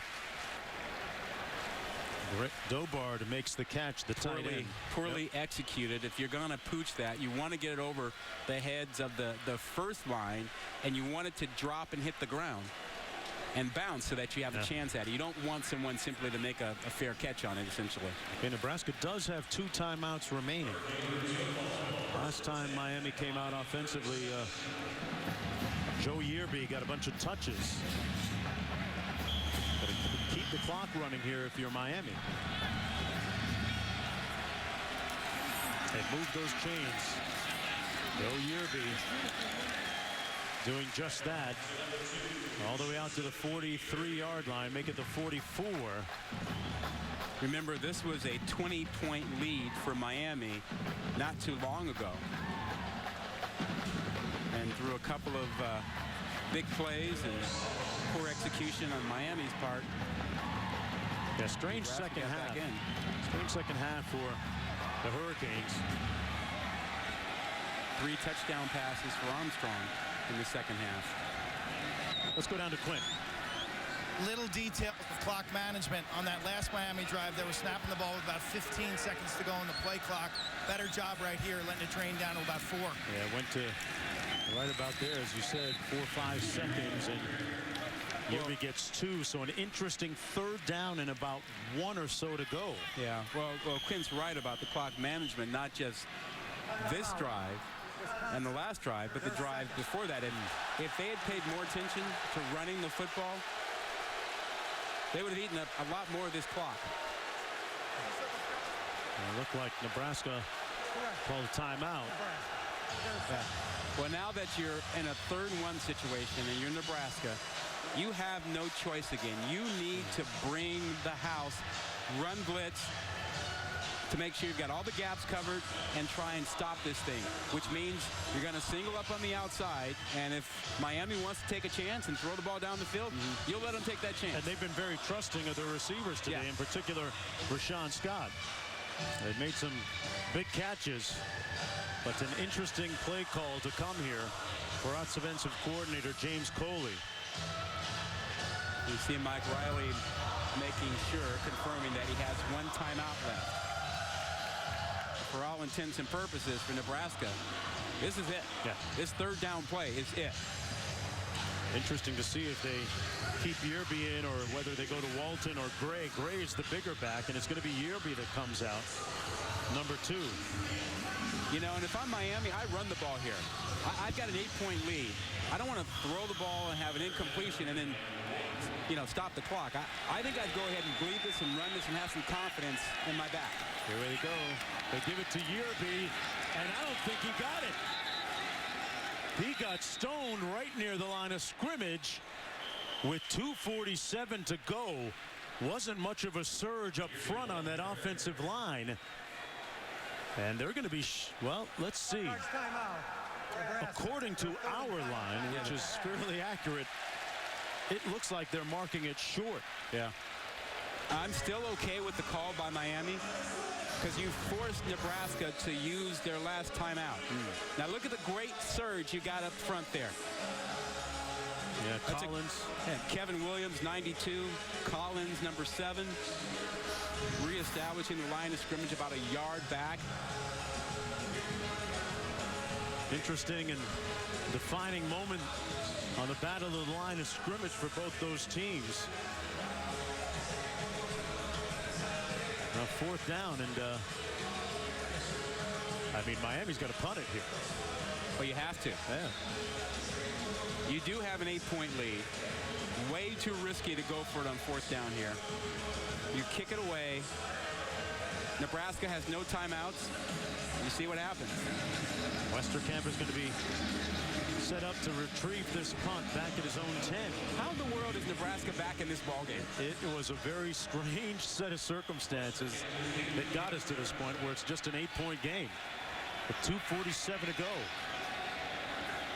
Nebraska without any timeouts remaining.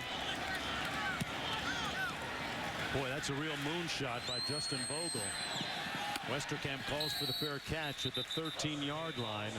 87 yards away for the end zone, from the end zone for Tommy Armstrong after that 42-yard punt. And you know, Armstrong is a guy that has been searching, you know, trying to get a handle on this new offensive style of Mike Riley's, and Danny Langsdorff, his offensive coordinator. But statistics aside, 2:39 to go. He's got his team in a position on the road with a chance to tie here. And he has to use his feet, whether it's to buy time in the pocket or to get out of the pocket. He has to use his feet to move them down the field.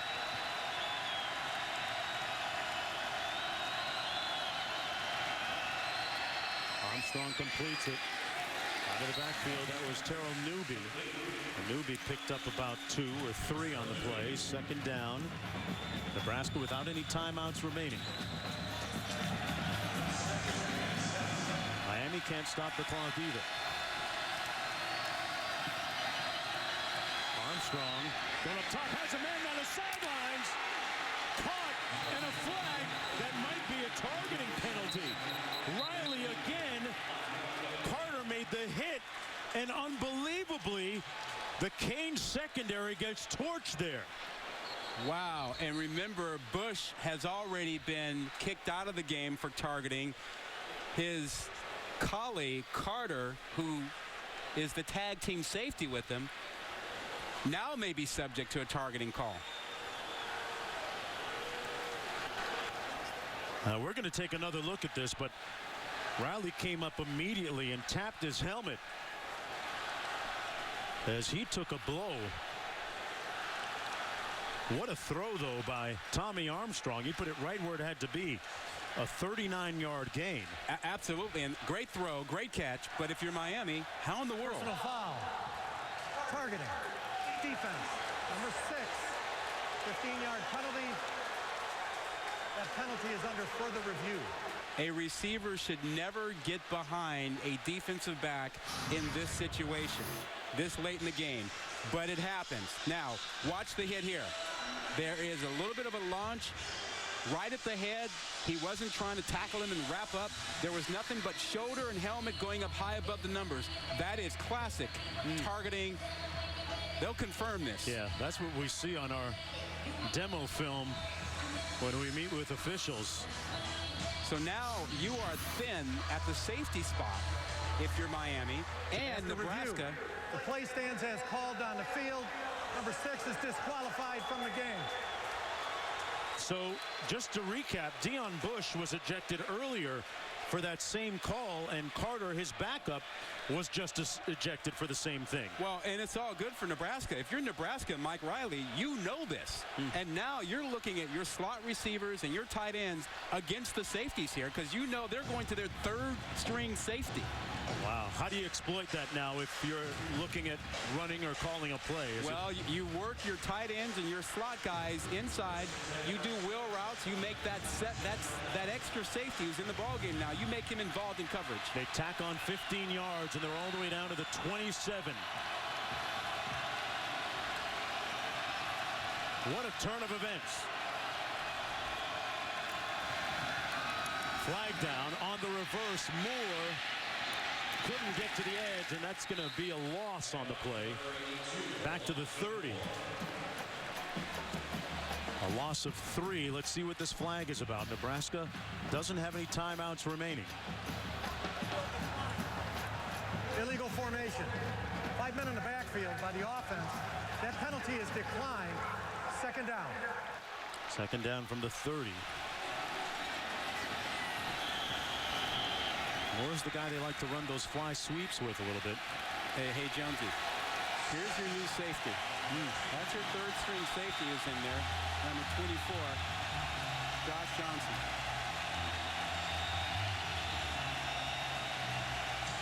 And if I'm Nebraska, I'm trying to go right here. I'm trying to find him and go there. Armstrong looks that way, fires, incomplete. Broken up in the secondary. Nice play by Tracy Howard, one of their savvy DBs. They went back to Alonzo Moore. So it's third down and 13. And remember, you don't need all of it right now if you're Nebraska. You're in 2-down territory. It's game's on the line. You don't need 13. If you get 6 or 7 and have a 4th down, you're fine with that. Westerkamp lining up to the top of your screen in the slot. Number 1.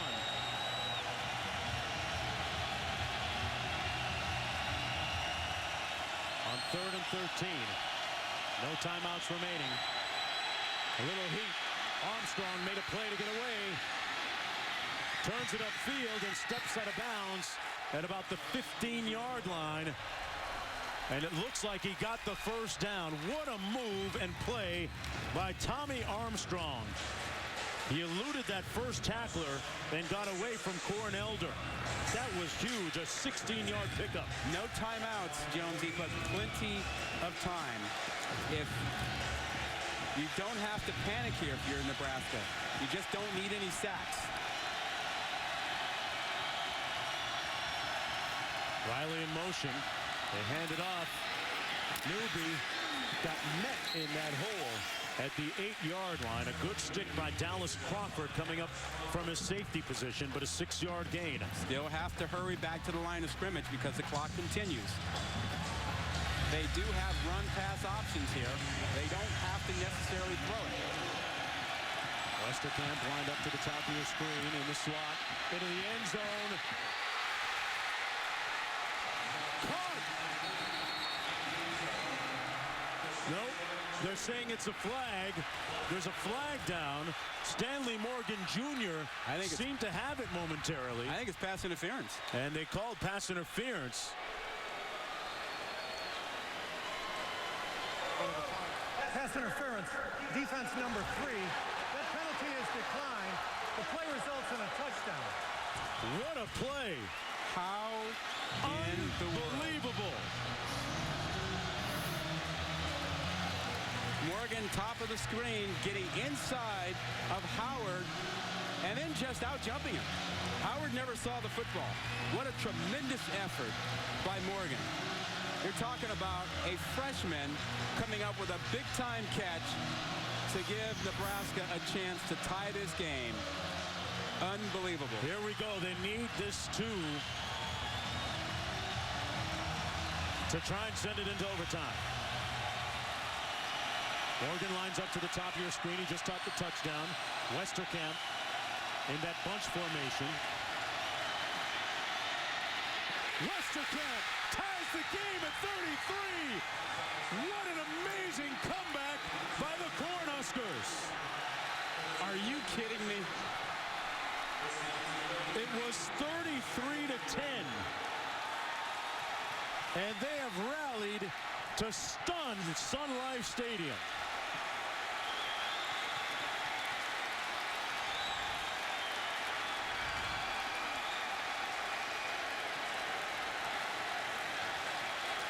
This game was over. But here's the two-point conversion. Well, Armstrong knew when he threw it, he had the right guy. Westerkamp, we've talked about him all game. He's been as tough as nails, and he's clutch. He comes up with this, and now Kaya knows he's still got work to do. The lesson for Miami, you have to put the team away. You have to manage the clock. They got sloppy early in the fourth quarter and thought it was all about a stat game and kept throwing the football and did not run the ball, did not run the clock, and it came back to bite them. An improbable, implausible, incredible comeback by the Cornhuskers from a 33-10 deficit. They've scored 23 points in a little over 8 minutes. You know, Jonesy, with 11 minutes to go, folks started leaving here. And the Canes will start off on their own 25 with 33 seconds to go. Can you imagine the amount of grief that Al Golden is going to get, regardless of the outcome now? Yeah. I mean, they had a 23-point lead late in this ball game. Well, now it's about getting into field goal range, perhaps, for Michael Badgley, the place kicker. Coach Golden says he's got a very explosive leg. He figures he can go from about 52 yards or so, maybe even more, if he gives him a shot. His career long is 48. He's 4 for 4 today, but look at that, 23 straight points. And that's because they gave clock to Nebraska. And a different mood on the sidelines for the Cornhuskers. No doubt. And Miami players still in stunned disbelief. And it looks like they're just going to take it to the break and not even try and go for the field goal, which raises a chorus of boos here at Sun Life Stadium. I hear you. I mean, the way Kaya's thrown the football today, I'd take a shot. And if nothing happens on the first down, you know, then you take your knee. But Your guys played great at quarterback, thrown 40 passes and, what, a bunch of touchdowns? I would have given it a shot on first down. Time winding down. 2 seconds to go, and regulation has expired. Riley on the sidelines with some big plays. Nebraska Cornhusker Nation have come down to South Florida and taken it into overtime. ESPN College Football continues after this message and a word from our ABC stations. Overtime, folks. 12th meeting between Nebraska and Miami is going to be epic. As we head into overtime here at Sun Life Stadium, the coin toss as we head to overtime. Are you guys going to talk to your teams? Okay. We're going to have a coin toss just like at the beginning of the game, all right? The winner of the coin toss is going to get their choice between who gets the ball first or which end of the field that we play in, all right? Now, who we kidding? The winner's going to want to go on defense. Then the other team's going to decide which end of the field we play in, all right? Now, Nebraska, you're still the visitor, so we're going to let you call the toss. I got a silver dollar. And head and the tail, and I'll flip up and allow to hit the ground. Which is tails. Here we go. It is a head. You want to go on defense? Which end of the field do you want to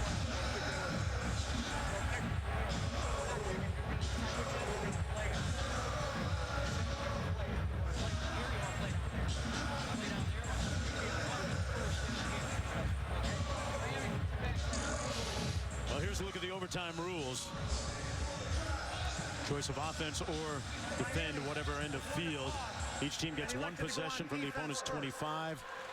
No game clock, play clock only. And got to go for the 2-point conversion starting with the third overtime if it goes that far.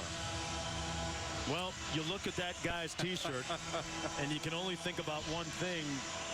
The Turner-Gill pass in that classic battle between Miami and Nebraska in the 80s. Yeah, they've got a little history about close games and 2-point conversions and the like. Now, everybody is familiar with this. You always want to go on defense first so that you can know what you need to do. Now, after the first possession, this tells you what your probability of winning. If you only get a field goal in your first possession, you've got a 36% chance of winning. If you get a touchdown, you've got a great chance of winning. So, keep an eye on what your team does. If you get only a field goal, things aren't looking too good. Wow. Nebraska's going to start with the ball from the Miami 25 or the 25. Monty Cross dotting the I. Little play fake on first down. Armstrong looking to throw. Has all day. Fires deep, and it's picked off. It's picked off. Elder. And finally pushed out of bounds. Had he scored, it would have been game over. A personal foul at the end of that. Someone took a shot at Elder. Watch the very end. Oh, yeah. Yeah, there was a shot at the end of it. Number 71, Alex Lewis, the left tackle. And the bad thing about that for Nebraska is when that's enforced, that's going to put them in field goal range. Right away. Now, that play, ill-advised throw by Armstrong. It's first down. No need to force it. You've got plenty of time. Throw it away. Come back and play the next one. After the play was he over, just tries to muscle it into the end zone. He didn't have anything on it. Offense, number 71. The next overtime series will begin for Miami from the 12.5-yard line. First down. Boy, you talk about buzzkill. If you're a Nebraska booster, look where the ball is going to be placed. They're going to push this thing all the way down inside the 15 at the 12. If you're Al Golden, you come out and just kick a field goal and end it. It was a stupid penalty, a stupid thing to do, and a stupid throw. Armstrong knows it. And now Miami, yeah, why not take the easy route here, huh? Maybe a run or two, but you got to line yourself up and kick a field goal and get out of here. Well, their place kicker, Justin Vogel, Bagley is 4 for 4. They run it. Yearby inside the 5. 8-yard gain. It'll be 2nd and 2.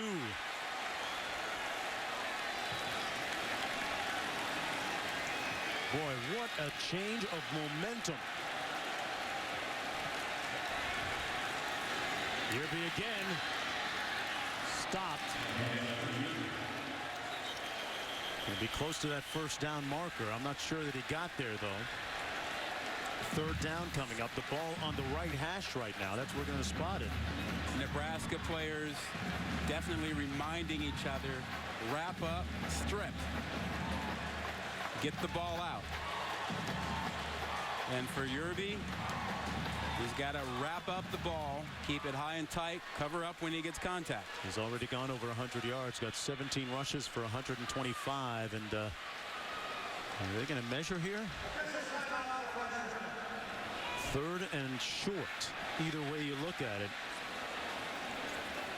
Boy, you talk about the emotional high of tying this game at 33 to get it into overtime, and then on the first play you throw an interception, and then the personal foul call. They're that much short.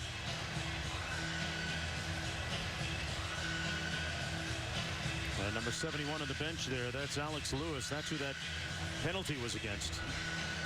Well, the combination of Armstrong taking a chance when he knows better. He knows he didn't need to take that chance. A pick, and then Lewis, a really dumb foul at the end of a run when it was clear that Elder was out of bounds.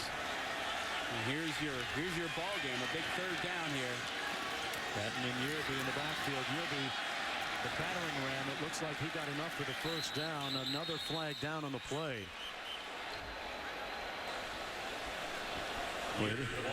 Tough sledding inside.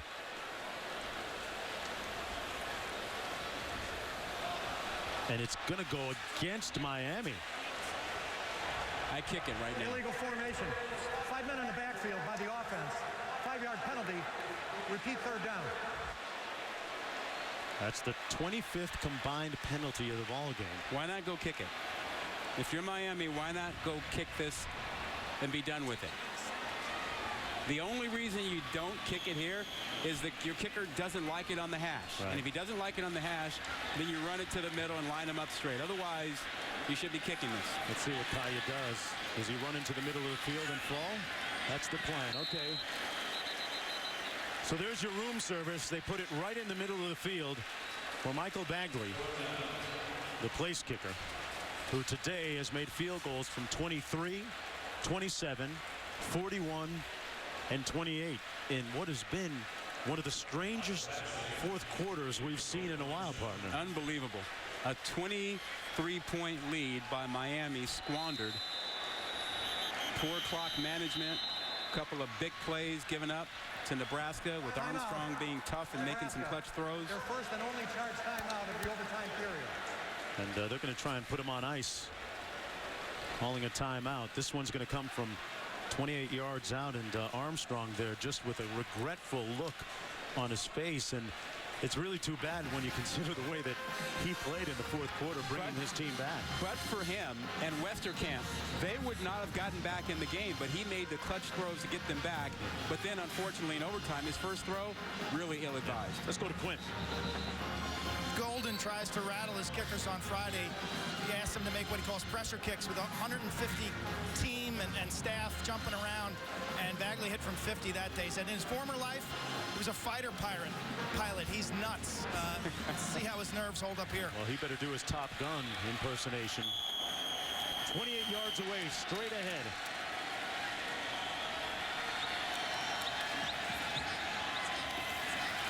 Snap is good. Just inside that right upright, and the Hurricanes win it. What an ending. Another classic between Miami and Nebraska.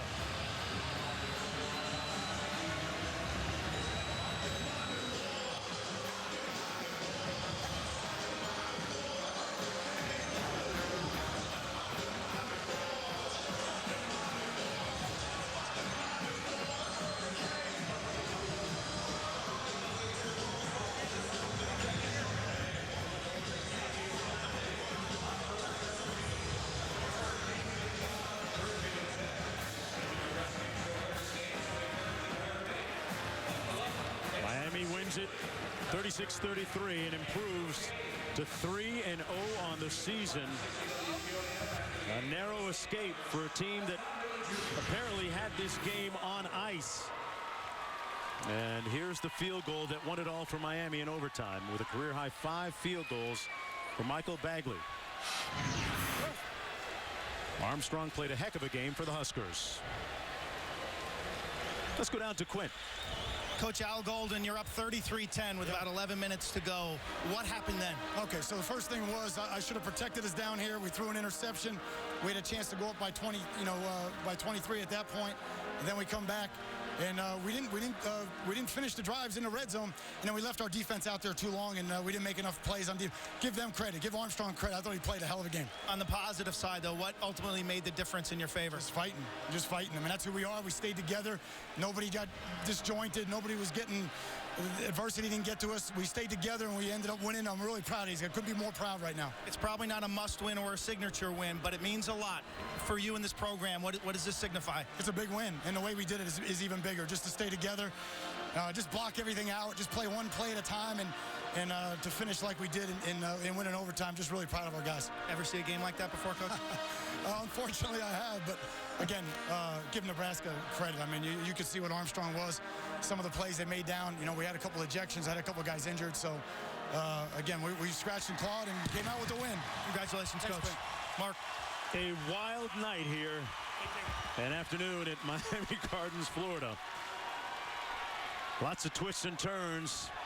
Great defensive plays, offensively and defensively, as Nebraska falls to 1-2. Miami improves to 3-0. Brad Kaya with another career day against Nebraska. Passed for 379 yards, a couple of touchdowns as well. This was the interception in overtime that helped lead to the game-winning field goal from 28 yards out.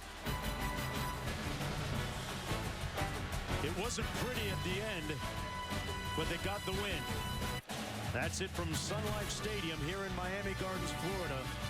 Armstrong disappointed. Our final score 36-33. Right now, back to the studio. All right, Mark, thanks a lot. Straight ahead, top of the hour, 8 o'clock Eastern time. USC and Stanford, Kevin Hogan, ready to pull the trigger against the Trojans. More when we come back.